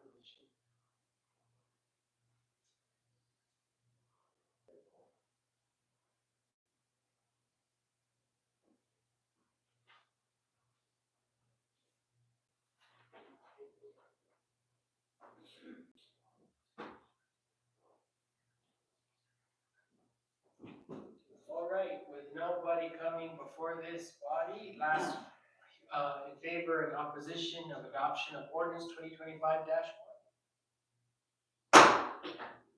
Public hearing is now closed. Mr. Coppler, proceed. Thank you, Mayor. In summary, this ordinance will become effective should you adopt it tonight, 5 days after after another publication that will run in the Rio Grande Sun probably 2 weeks from now, depending on the lag. And this ordinance relates to item number 12A on our agenda, which will talk about the next step, which is the filing of a summons in the district court by the clerk, Carla Martinez.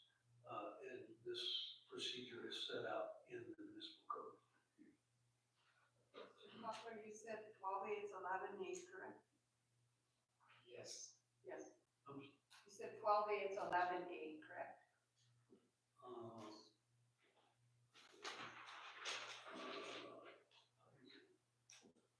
Oh, yes, I did. I never could count.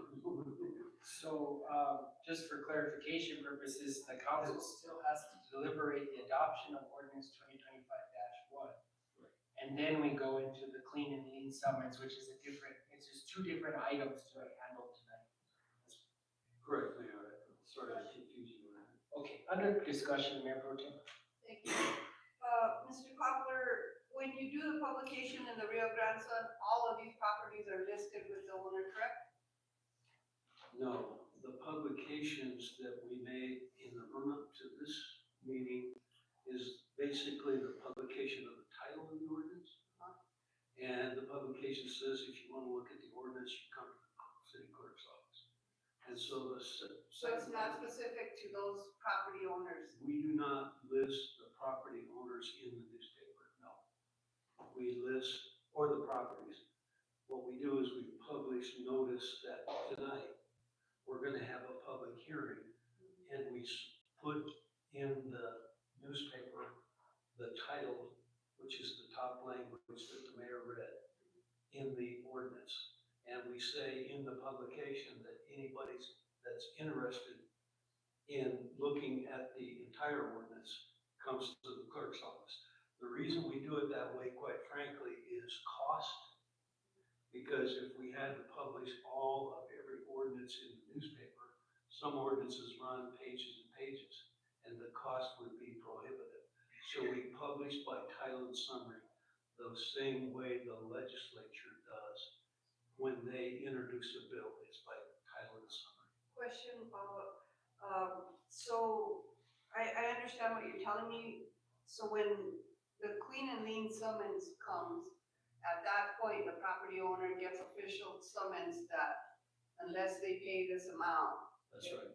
Okay, I'm just wanting to make sure that the property owner has an opportunity to see that for the last time before. Yes. It's a sell. And when we adopted the earlier resolution in 2018, Yes, sir. we listed every one of these properties. Yes, sir. And posted a sign for those property owners, and Yes, they sir. all. And we have sent registered letters to each and every one of these property owners in the past, correct? Back in 2018, yes. Thank you. Councilor Ledoux. It should also be noted that the ordinance is published online, usually the Friday before the meeting. So if this ever happens again, you want to see what properties are on there, it is available to them. Maybe in the advertising, you could mention that, or that it's on the website, so that way they don't feel like they have to come into City Hall in order to pick up a copy from the clerk. That would probably reduce stress on the clerk if you were able to do that, as well as be a little bit more open and people know that it's on there.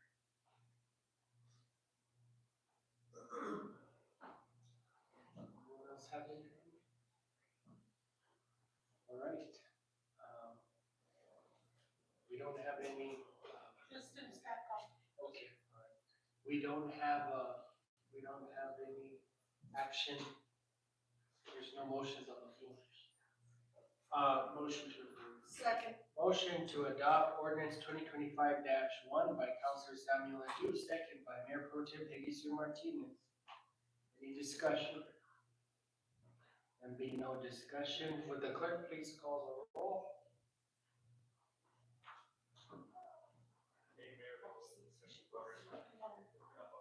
Oh, I'm sorry, okay, Councilor Salvador Torres.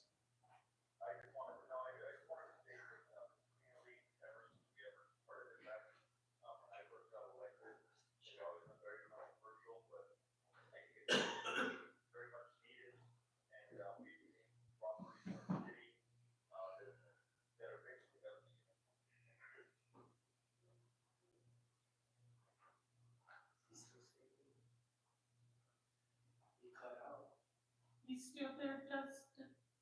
I am here. Oh, yes.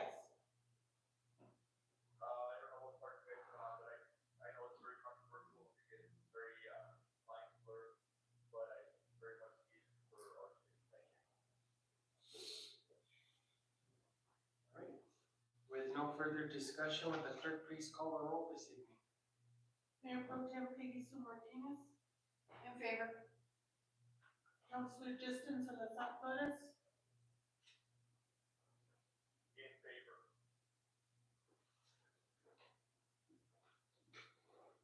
Councilor Aaron Salazar, In favor?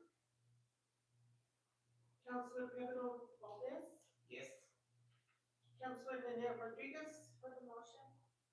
Councilor Felicia Chuleta Toya, In favor. Councilor Samuel Ledoux. In favor.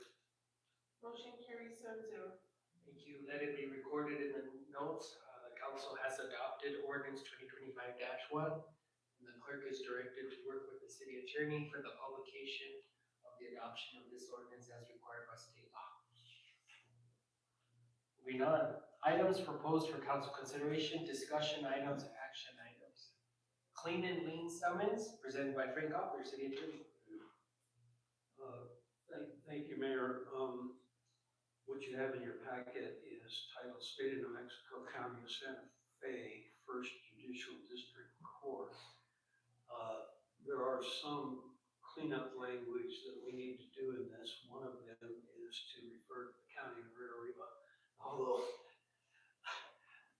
some of these properties may actually be in Santa Fe, but I don't know. We can check that out. Or both.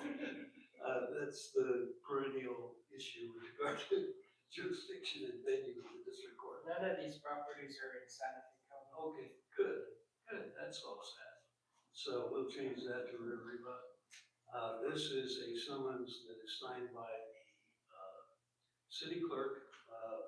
It's basically here on your agenda so that you can bless it one way or another, in the sense that we're being transparent with regard to the final step. This is a procedure, a summons, and we call this, the lawyers call it an in rem action.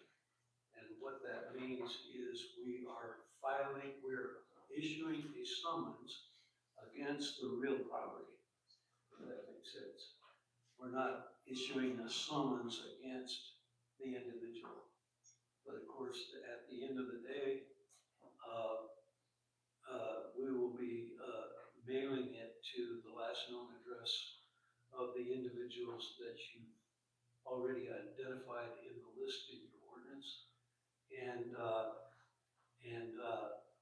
And we will go through, before this summons is issued, we will go through each and every lien and go back through the county records to make sure that we have an up-to-date lien that includes all of the allowable interest to date, plus the $15 filing fee for each lien, plus an attorney fee for the costs of this foreclosure.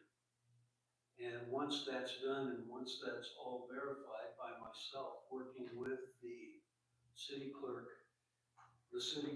will sign this summons, and we will file it with the First Judicial District Court, County, as I said, of Rio Arriba. And thank you for Mayor pointing out there's none of these properties in Santa Fe County. Stand for questions. Under discussion, Councilor Ledoux. So can we motion to approve you cleaning it up, or do we have to wait for you to bring it back? I think is simply a motion to authorize the attorney and the clerk to proceed with the summons. Motion made by Mayor Pro Tem Peggy Sue Martinez to direct the clerk and the attorney to move forward with the summons, second by Councilor Ledoux. Is there any discussion?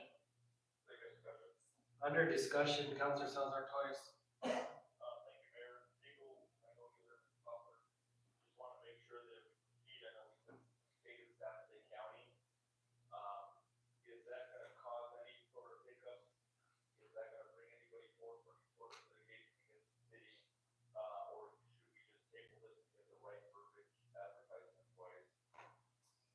No, this matter, Counselor, was not advertised.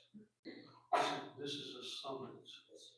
And this is the city clerk and the city attorney carrying out what you just ordered in the ordinance. Does that make sense? What that, we understand as well, but I just wanna make sure that the verbiage itself. Yes. Back in light of. We will change Santa Fe to a River County.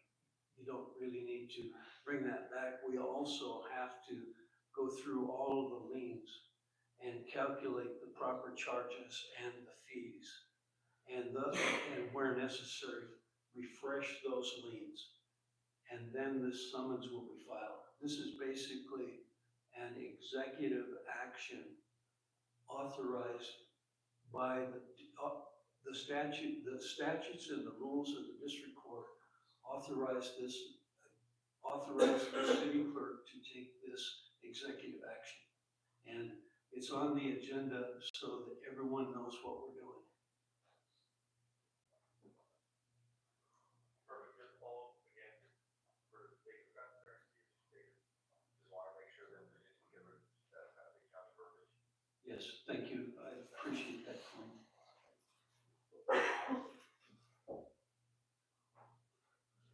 Is there any further discussion? Councilor Ledoux? Mr. Cobbler, how is the lien calculated?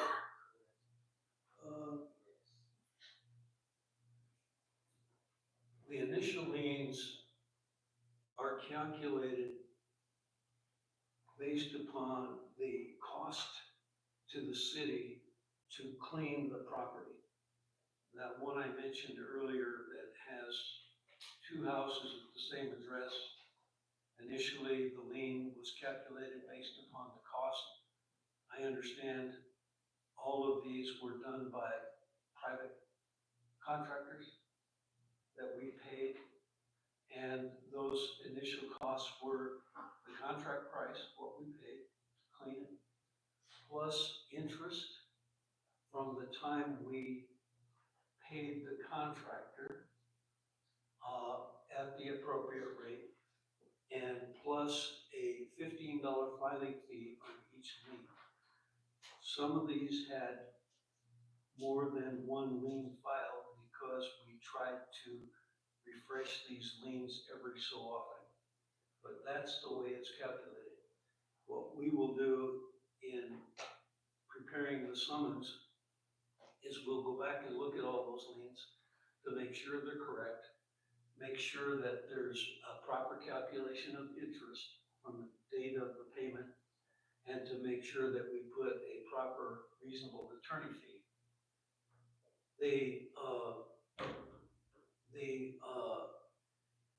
This is a foreclosure.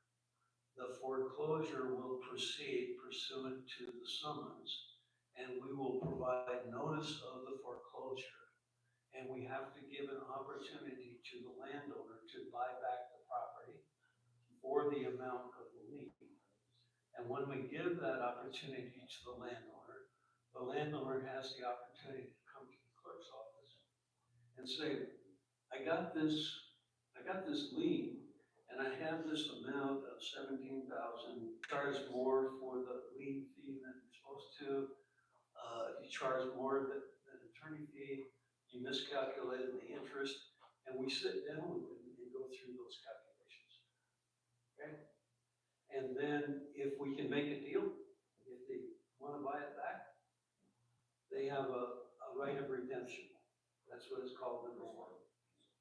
And so they can buy back their property by paying off the lien. So If they don't, then we have a public sale of the property.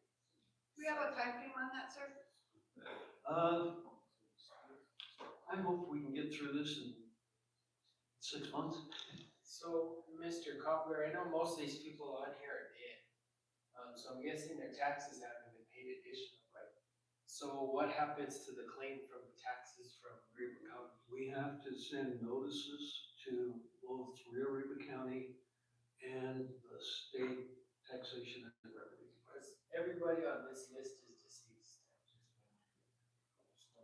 And so that is then gonna be, it's gonna end up, they're gonna end up being a tax sale, public sale. And people can come in and bid the amount or bid higher than the amount. If someone believes that the particular property is worth more than what is, open quote, against it. And that would include what is owed to us, what is owed to the county, what is owed to the state tax department. Yeah. And if nobody bids, then it's not a property. We bought it for the amount of the lien. City manager. Mayor Pro Tem councilors, and the city attorney is correct. The way the state does it, it's property tax division out of the tax mayor that orchestrates those auctions. And the home has been red tagged for non-payment of taxes, it has to exceed 5 years, which I believe most of these properties have exceeded that limit. And the way it works, Mayor, is we also have that option to pay off those taxes to own the properties outright before they go to auction. Because we've taken the time to lien the properties. And so we can actually pay off the taxes and own them outright. And property taxes are not high in River County, so we may want to look at that option as well, Mayor.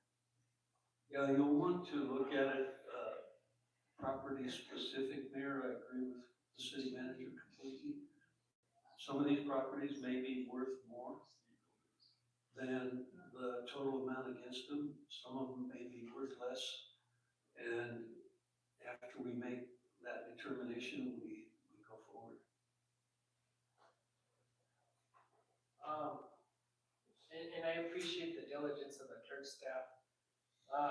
This property there, the Polk, the old gas station, the old, we used to call Gasomat, they're coming in San Pedro. I don't believe we only spent $3,200 to clean and remediate that property.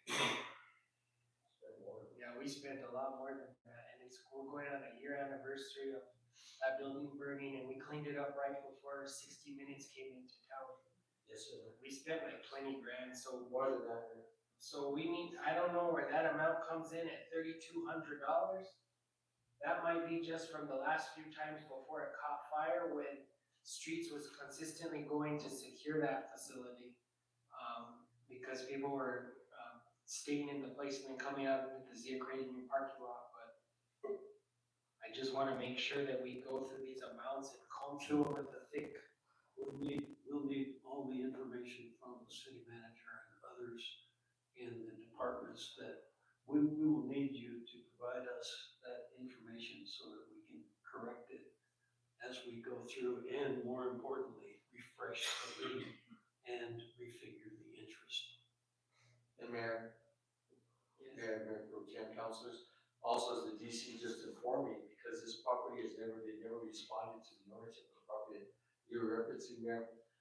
We also have to include the cost of putting out the fire, the water usage, and the man hours that were put into it as well. This also applies to any other property where there was a fire, or any time that any of my other crews that had to come in and tear the property down, knock it down, so that we don't have any potential fires, further fires, or the trespassing, or the homeless getting into those homes. This also applies there, so those costs also do add up. That we can apply those liens as well, as Frank and you and I already discussed on another property. And so these are other costs that we need to factor in as well, that the state will also consider in factoring in the property taxes, man.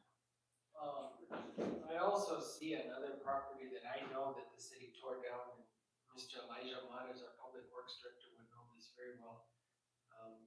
These old waterman apartments that were down here by the Riverhead Sun, the city spent around $60,000, remember, to tear those down, and we even had to pull from the general fund to finish remediating and cleaning up that property. That was in 2021, and I don't see that on here. And I appreciate your diligence, but and we need to recoup whatever money we can get, but there's still a lot more money out there. The city spent on this clean and lean initiative 6 years ago that we need to ensure that we're getting our money back. Well, yeah, Stuff like that, there's that property. Yeah, that property did need asbestos abatement. Thank you, Counselor, that's right. Appreciate that. When we started this process, we were informed that the administration wanted 10 properties on this list, and that's the 10 that we put on here. Okay. If you should want more properties, we'll have to do an ordinance and another summons, which we can do, no So problem. you said this is gonna take us 6 months to get this money? Or get the land, hopefully? If everyone is deceased, I didn't know that. Well, Until I you said know, so. other than the gas station, which they have many gas stations in northern New Mexico, I don't understand why Polk Oil Company refuses to be a good neighbor, but other than that. Do you understand that gas tank that's in that ground, that contaminated that ground, and the cost of recovering that is gonna be ridiculous? That's why I honestly didn't want us to have to go clean up that property and file a lien, because Well, I have a question concerning the amounts and, I really feel like what we're talking about was going back through the history of all of this. These 10 properties that are on this list right now, are those the only properties that are left from the original clean and lean? No, they're not. This is the 10 properties the mayor asked us to proceed So to. these are no, I the ones didn't identify these, but I told you to do 10 because to bite off easier or to chew These is. are the the 10 most that egregious ones, or not necessarily? Well, I don't know where that Randy and Julia Chavez one is, and I know we spent about 60, and I don't know where that one is. So how many others are left that owe the city some money? I don't know. We don't know. You guys would Could know. we get that information? I believe it was 20 or 25 in that neighborhood. I told them to just like, you realize how hard it's gonna be just for the 10. No, of course. And so that's why I said, let's bite off this in a smaller chunk in this aspect, but yeah.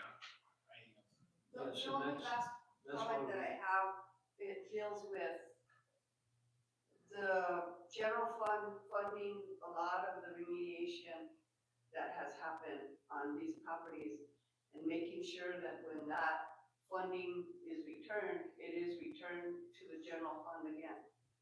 Making sure that that happens, so that it's fair to the taxpayer of the city of Espanola, that it goes right back into the budget again. I honestly believe, Mayor Pro Tem, that all the money spent from this needs to go back into the clean and lean fund to do another wave of properties.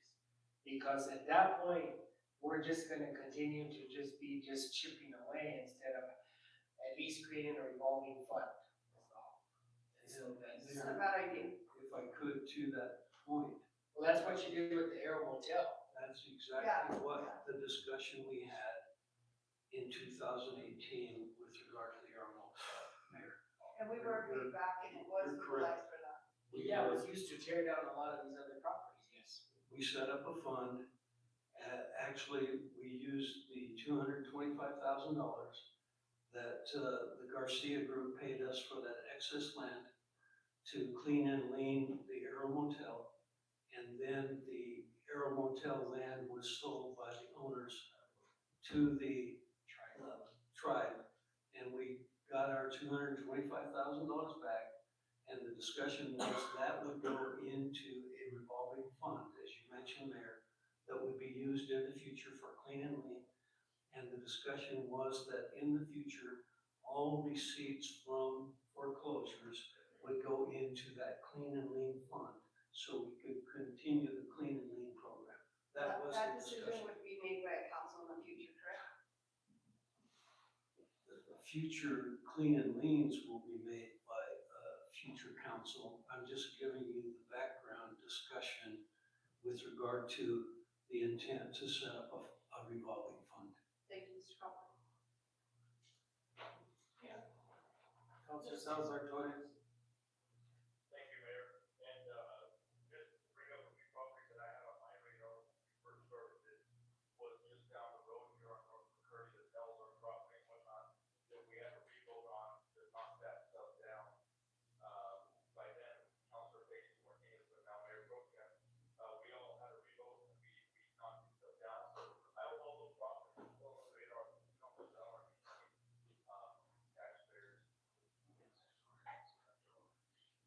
They're all on there, actually, those specific ones, the total over almost $100,000 to tear down those houses that you're referring to, Counselor. Question. Didn't one of these properties come up in the tax auction? I think actually that one by Irene Payne did come up at the tax auction. Did it sell? Okay, because I know we were keeping an eye on that while you guys were working on this. With no further discussion, would you please, would the clerk call the roll? Mayor Pro Tem Luis Martinez. In favor. Councilor Justin Salazar Torres. In favor. Councilor Aaron Salazar. In favor. Councilor Pedro Valdez. Yes. Councilor Nanette Rodriguez. For the motion. Councilor Felicia Chuleta Toya. In favor. Councilor Samuel Lee. In favor. Motion carries 7-0. Moving on, lodger's tax appropriation, lodger's tax board appropriation request, Mr. Lujan.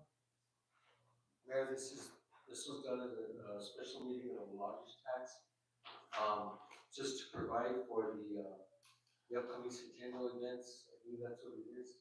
No, this is for Espanola Day. At the legislature, Mayor, so just to provide little knickknacks and little stuff for the legislators and snacks and stuff like that, and also I believe the mariachi. And that came from the fire department, right? The fire department using donated for mariachi. And it's just to help us to remember we have to create gift bags for 112 legislators. And so this is to help to do that for that event. Motion to approve. Second.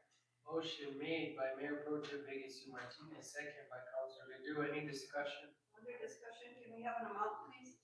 It says in the What is it? 4,500. 45?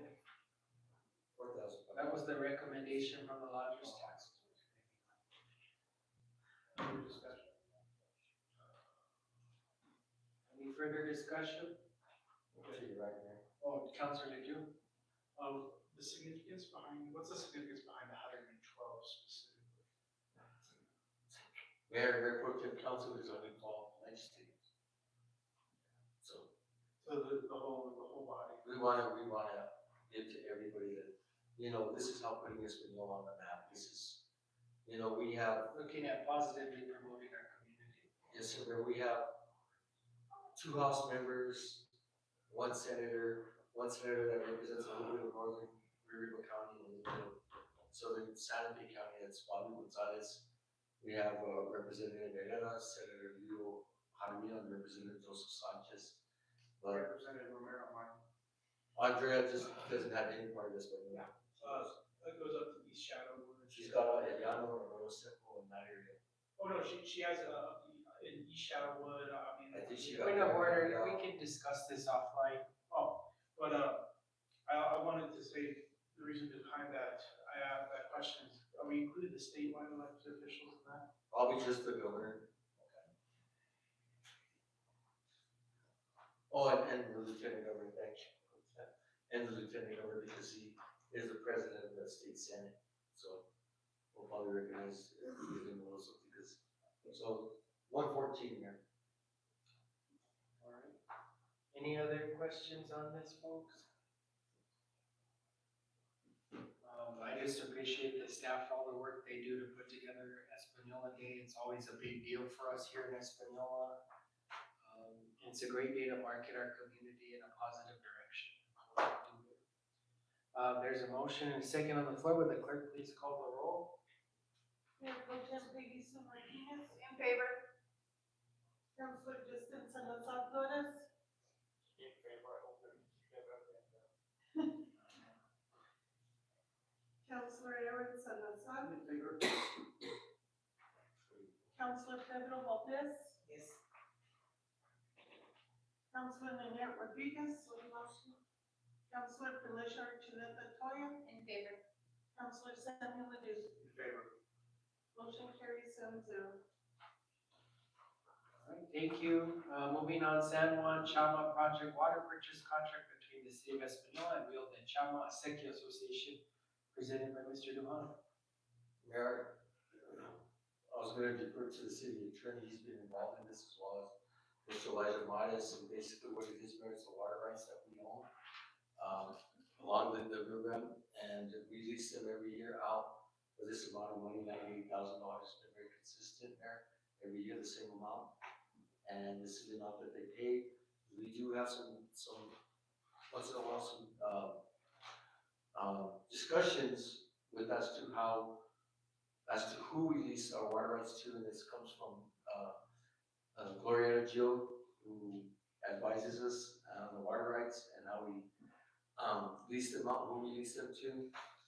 It's been sometimes the Acequia associations, as well as, different entities that request them, even the PLN entities there. But this is the amount that we've agreed on with the associations, Mayor, $98,000. Question, I'll make a motion for approval for purposes of, discussion, sir. Motion by Mayor Pro Tem Vegas Martinez to, for purposes of discussion, the San Juan Chama Project Water Purchase Contract. Motion made by Mayor Pro Tem Vegas Martinez, second by Councilor Valdez. I really wish Frank was in the house. Where did he go? Can someone go get him? I need to step out and make a phone call. We'll see.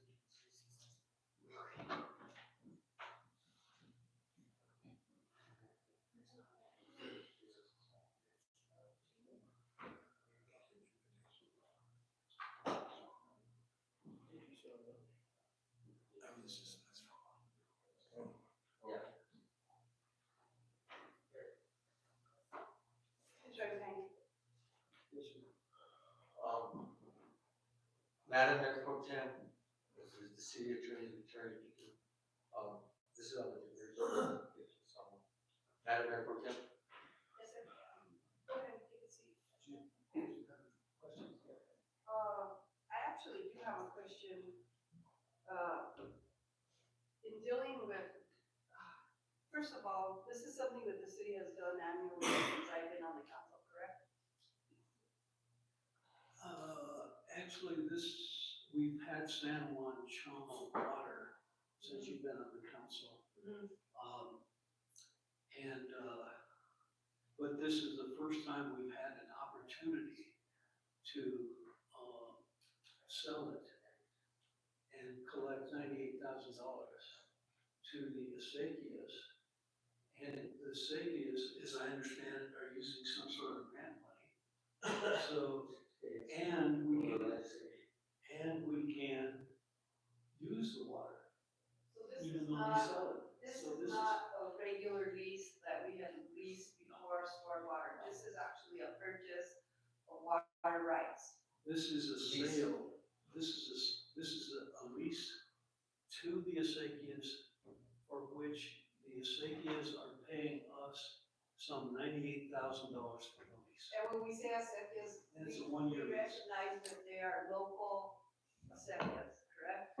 That some of the ditches from our community are gonna have an opportunity at this water. They have the opportunity to have the water, and interestingly enough, if they take the water, it doesn't mean we cannot use the water too, as well. I'll yield the floor to Councilor Nanette Rodriguez Martinez. We have some representatives from the San Juan Chama project, and I think that they would like to come up and address us, if that's okay with you. I don't have an issue with it. Obviously Sally has something to add. Oh, no, sir. Is Oh, it that's sorry. something else? No, Sally, yes. Honorable Mayor Pro Tem, City Councilors, I was involved in some of this paperwork. Excuse me. This is our unused water rights.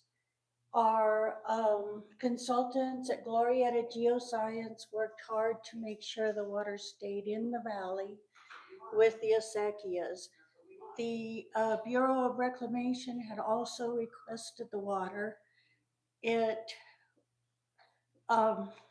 Glorieta Geoscience worked with the acequias to get to the point they were ready to proceed.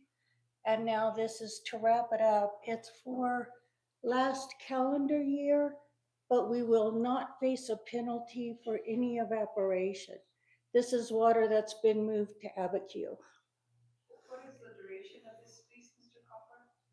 1 year. 1 year? Okay, thank you, Sally, for your input, and thank you for knowing a little bit more and having the want to share it with us. I appreciate you. I'm gonna Thank go you. ahead and yield to, I'm not sure who you are, but, let's hear from this gentleman first, and then I'll call on Justin. Just give me a second here. You guys are from, the San Juan Chama project, Rio Chama? Rio Chama Seca Association. Please identify yourself and who you're with. My name is Mustafa Chadnaf. I'm representing the Rio Chama Acequia Association, which represents approximately 18 acequias diverting from the Rio Chama below Abiquiu Reservoir. And I'd just like to preface my remarks by saying that the contract before you for consideration is sort of consistent with the theme of tonight's meetings and some of the presentations, recognizing the city's efforts to work with the community at large and even extending its hospitality to members of the community outside the city limit, because we really can't separate each other, ourselves from each other. We shop here, we may live in the county, but Espanola is really the center of our commercial endeavors and coming here using city facilities. So as was previously explained, this is the first time that, or maybe it's the second time over a number of years, that we've had the opportunity to lease that portion of San Juan Chama water that the city does not need to meet its own needs. So every year, the state engineer office calculates what the city's payback obligations are for using its wells, and then the water that's left over is available for lease. This lease is really something that came out of many years of working together to negotiate the settlement with OK Wingue Pueblo and other entities. And it's one of those mutual benefit projects whereby in this specific case, the Acequias have the ability to lease the city's unused San Juan Chama contract water. So it is a one-off purchase of the available water. So it's not something that's just metered out every couple of weeks. It's a one-time payment that we make up front. The association assumes all the depletion losses associated with the water sitting in Abiquiu Reservoir. We are responsible. That's deducted from our account, the city. So in that sense, the city is actually saving or getting additional money that it wouldn't otherwise if the money just kept sitting there in Abiquiu Reservoir. But we're also wanting to look to the future, because as part of the settlement agreement, the city and the Acequias have agreed that we would have the first option to acquire the city's unused portion of San Juan Chama water. We would agree, each year we would determine the quantity available. There's the fixed price, and we have the money in hand. There's nothing speculative. And the city also gets benefits besides the goodwill of its neighbors. We would work with the city if it needed letters or us to contact the legislator in support of the city's request for funding for wells and other improvements to its water supply project. We need to participate, and we're willing to participate in that process. There's also an agreement that the Acequias and the association would not object to or protest any future applications by the city to drill no wells if they're drilled in pre-approved locations that are set forth in the agreement. So I think this is a win-win for everybody, and we hope that we have your support for this contract and also in the future. Thank you for your comments. I'm gonna go ahead and yield to Councilor Justin Torres Salazar. Thank you, Madam Mayor. Pro Tem Frank Bill, and I present all my questions. I get the old comment all day, all over. I wanna say that I'm very grateful that this is happening. When we've dealt with this in the past, I know Councilor Rodriguez Martinez has been a huge advocate of that water staying within the area. And one of the questions she asked is, why are we not doing that when she first got on the council? So it took almost 3 years to rectify something. The frustration of being on a council and not getting things moved the way that we want them moved. This is one of those examples that I talked about earlier. So it takes time, but know that you made a difference in this situation.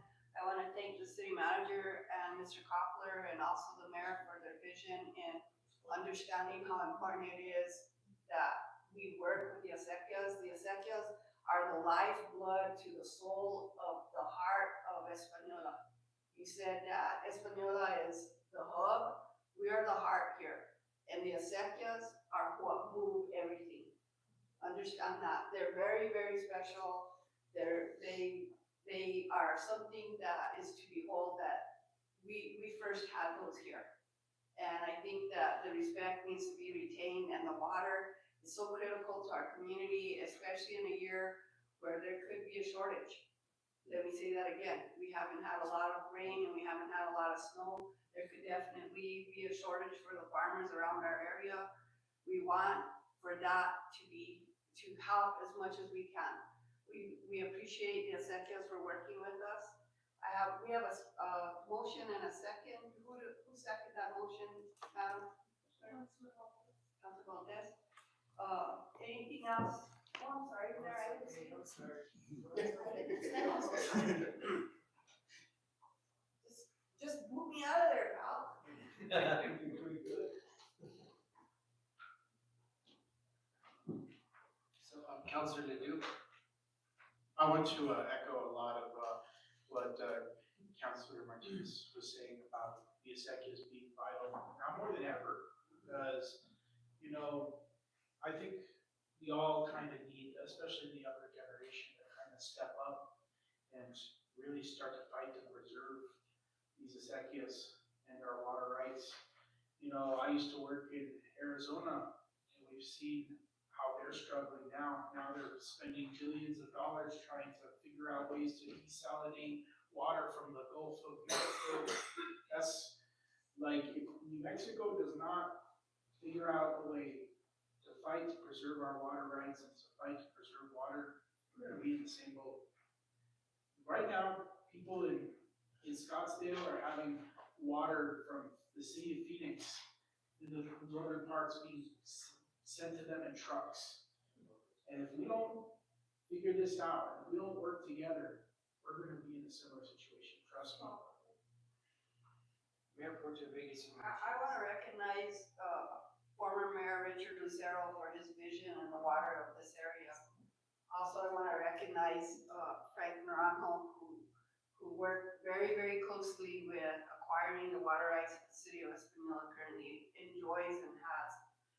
Without their vision as a governing body, without their vision to do and protect the water of this community, we would not be in the situation that we're at. So we are very grateful for the work that they did.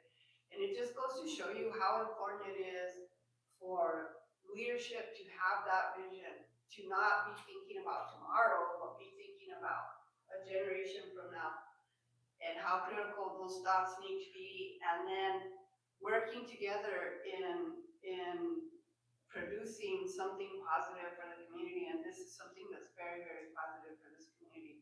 And yeah, I can't thank you enough for battling for the acequias since you came on board, wanting for that water to be utilized here in Espanola. I appreciate your vision, and here we are voting on it tonight, so thank you. Absolutely. Your dad shared that. Councilor Valdez. Councilor Valdez, you were on the city council when we bought all these water rights in '03. Yeah, I was just wanting to tell you that I was one of those committee chairs, every year. We did look at that as a way future here at that time. We were also leasing it sometimes to Dixon to, so they were able to get water from us. Thank you. Motion is second on the floor. If there's no further discussion, would the clerk please call the roll? Mayor Pro Tem Peggy Sue Martinez, Absolutely in favor. Councilor Justin Salazar Flores, In favor of Councilor Aaron Salazar, In favor. Councilor Pedro Valdez, Yes. Councilor Nanette Rodriguez, Absolutely. Councilor Felicia Archuleta Toya, In favor. Councilor Samuel Levine. In favor. Motion carries 7-0. If I may, just Mayor Pro Tem, members of the council, thank you very much. Your support is greatly appreciated. And when you go to the farmer's market this summer, if there's produce there, you can walk away feeling that some of that was due to your contribution in the market. Thank you. Non-broadcasting city council meetings virtually, Councilor Archuleta Toya. Before we start this conversation, Mayor, I just want to make sure that people don't go too far out on the limb saying, I'm totally in favor of this, I'm totally against this. Because then if it comes to council and you've been predisposed to a decision, then you can be caught in a situation where you will not be able to vote. So let's just be careful how we handle the discussion. It's labeled as discussion only. Yeah, we're just trying to remind people here that because some people don't get that sometimes. Wait a minute, clarification for me, because I was told this doesn't need to go to vote. It doesn't need to actually, this is honestly to see what everyone's opinion is. It's not just expressing a vote, but any concerns or such that needs to come before us because you already talked about it at the committee level. This isn't advertised as an action tonight, Councilor. So this is just fact finding. You can get information from the council, get their thoughts. Yeah. Go ahead. No, wait a minute. Point of order, Councilor Archuleta, this is your presentation.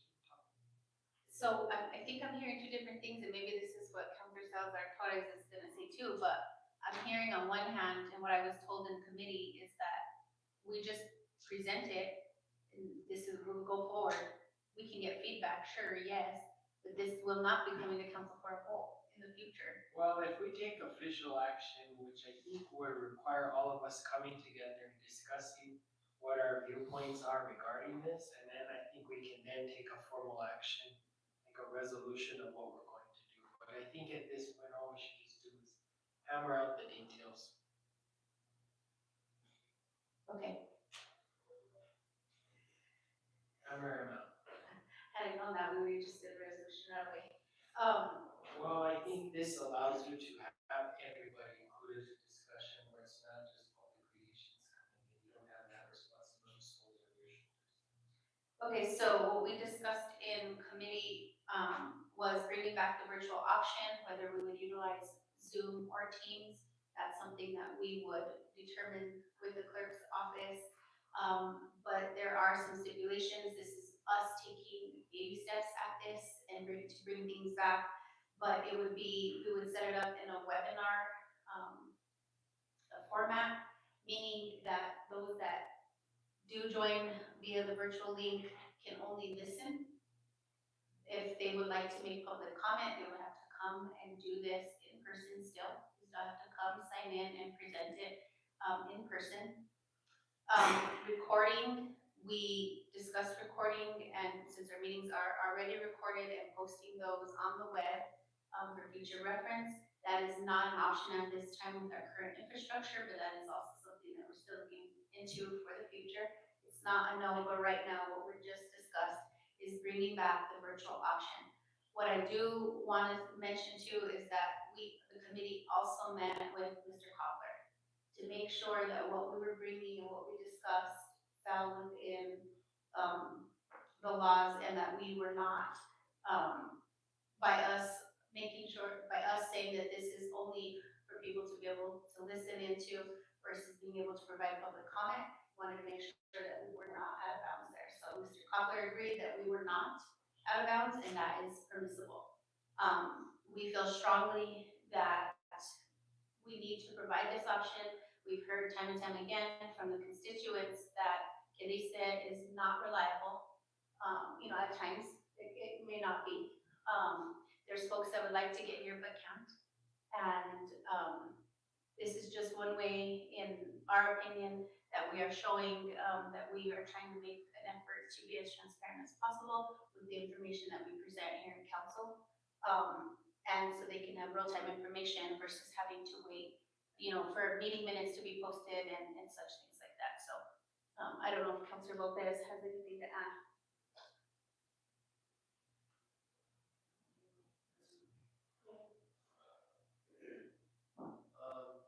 Councilor Nadeau. Councilor Toya, regarding the software that we're considering using, I was actually this was brought to my attention by one of the members of our deaf community. As we see here in the council chambers, we do provide hearing aids for folks who may be deaf. It may be a good idea to whatever software we choose to go with, we look into having some sort of closed captioning option available. It was something that it was an oversight for me when they brought it up to me, and I think that in the future, some of the programs we used in the past, both YouTube and Facebook, do have automatic captioning options. I don't know if Teams or Zoom does, but it's something that we need to make sure that it's functional when the meeting starts for our deaf community, and I think that's vital.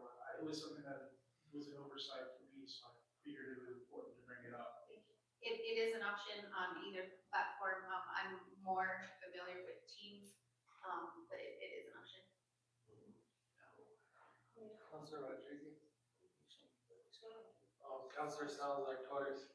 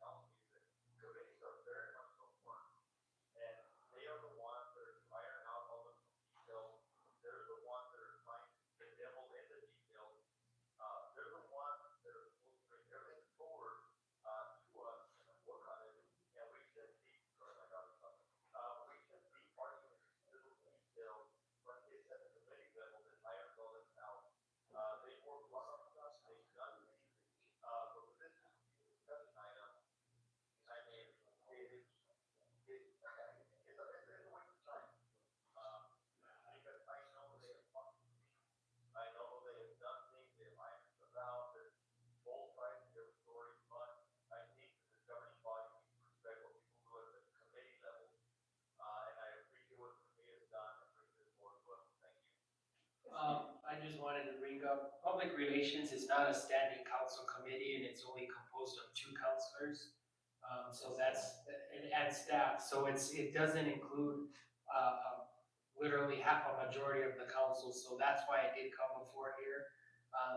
It's an ad hoc committee that I appointed, as well as like the unhoused, unsheltered committee, but this committee only has 2 people, 2 councilors on it and staff, so that's why it needed to come before full council. Councilor Rodriguez. So thank you, Councilor Toya, for your work on this, and Councilor Peter Valdez. This has been a point of contention for the last 3 years. What I want to say is that I like the webinar format idea, and that it's not public comment or open for discussion. It's pretty much just providing the opportunity for our community to attend our meetings. So I really like that feature. Thank you for working on it. I just, the other thing I want to say is that providing this type of service to our community for them to attend our meetings was first initiated due to COVID.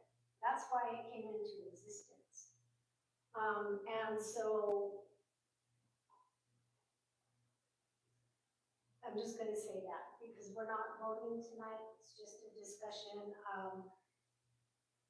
I feel very strongly about this subject. I feel a little more comfortable about it because of the webinar format. Thank you. I also want to thank the counselors that worked on this, Ms. Melissa Toya and Heather Valdez and the staff, whoever the staff was that was involved in this. I can tell by your presentation that there was a lot of thought given to specific details of how this would pan out.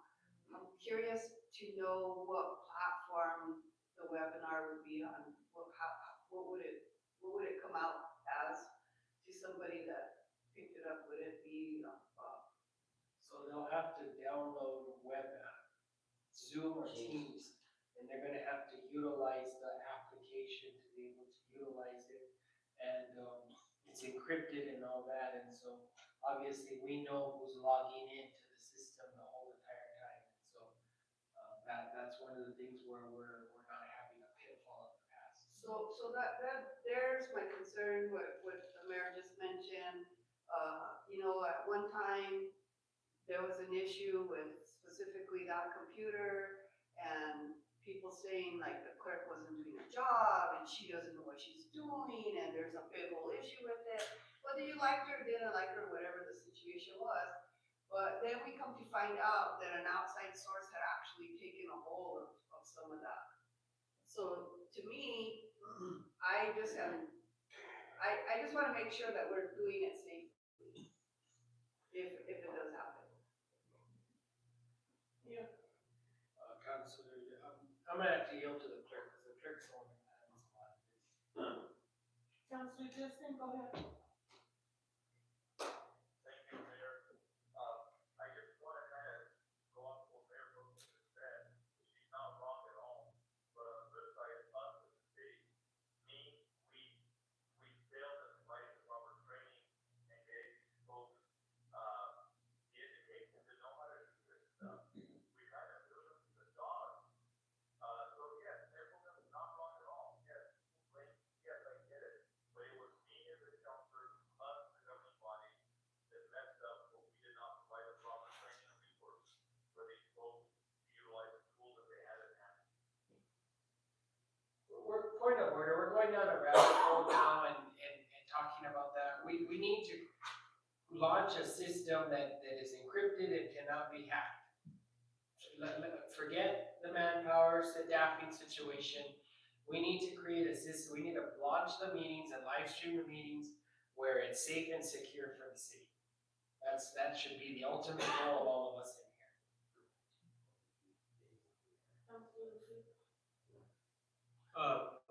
So I will say that the way that Councilor Archuleta Toya is advocating for, it works.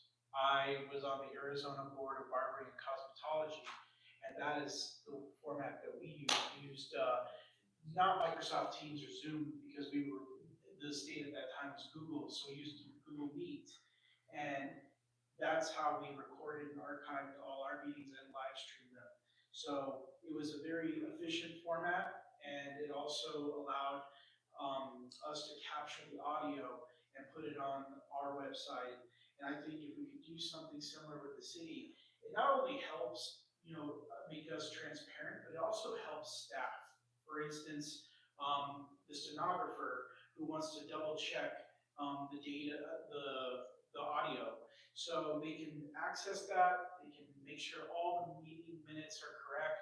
It would help us because we're supposed to be a check on the meeting minutes. I don't remember exactly what happened in December. So if I wanted to double check that, I could go onto the website, listen to the meeting, and see if the meeting minutes line up. So it's also a level of accountability, and it also helps, for instance, if I can't make a committee meeting, but one of my pieces of legislation is being heard, I can listen to what happened at that meeting prior to it hitting council. So I think it's not just a useful tool for the public, but it's a useful tool for inner city working as well. So that's one thing to also consider. It'll make us a lot more efficient. It'll make us a lot more accountable. I do want to say though that this did kind of exist prior to COVID, because when I was a young northern student and I wanted to keep up what was going on in the city, the way that they used to do it prior to COVID was that Northern New Mexico College used to have Canal 6 come in and broadcast the meetings and put them on Northern's website, and that's how I used to access them back in the Alice Lucero administration. Never heard of them ever broadcasting the council meetings here in the duration. Peter, have you heard of that? No. I haven't heard of that at all. Yeah. I've never heard of it. No, point of order. I'm so tired of hearing this compared to everywhere else. That IT department, Rob, how many people worked at that Barber College board or whatever? It was about 30 people. Okay, and their budget's by what? Probably, if I remember correctly, around the same as ours for the city. What I'm trying to get at with you is the point is in terms of, we can barely even staff full-time an IT person. Thank you for the manager. We finally got a full-time in-house person.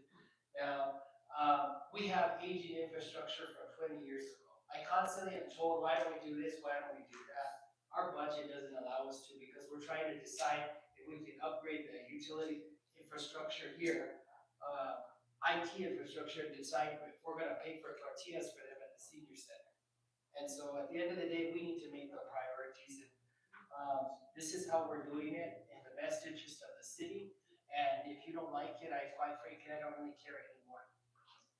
Wow. Yeah, it's not professional service. Wow. Mayor Pro Tem, did you have any other comment? No. Okay. Moving on to executive session. Notice is hereby given that the mayor and the governing body of the city of Espanola will enter into executive session in accordance with the New Mexico Open Meetings Act. Pursuant to section 10:15(1), H7, discussion subject to the attorney-client privilege pertaining to threatened or pending litigation in which the public body is or may become a participant. Status report on pending litigation, and then pursuant to the New Mexico Open Meetings Act, NMSA 1978, section 10:15(1)H8, discussion of the purchase, acquisition, or disposal of real property by the city, 602 Mountain View Street. Motion made by Councilor Salazar Torres to enter into executive session. Second by Councilor Pedro Valdez. Is there any further, is there any discussion? Yeah, we'll call you in there. Time is 8:04. Please call roll.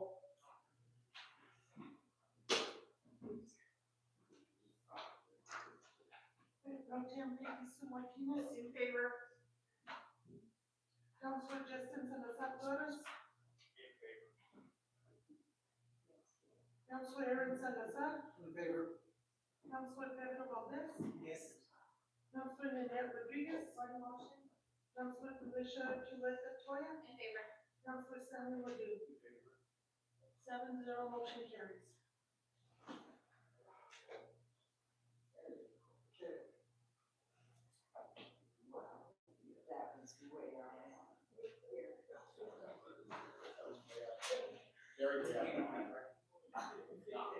That totally floored me.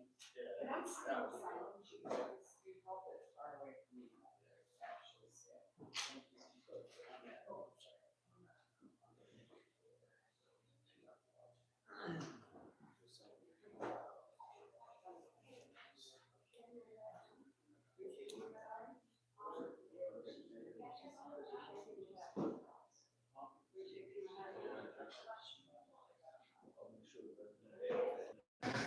It's not.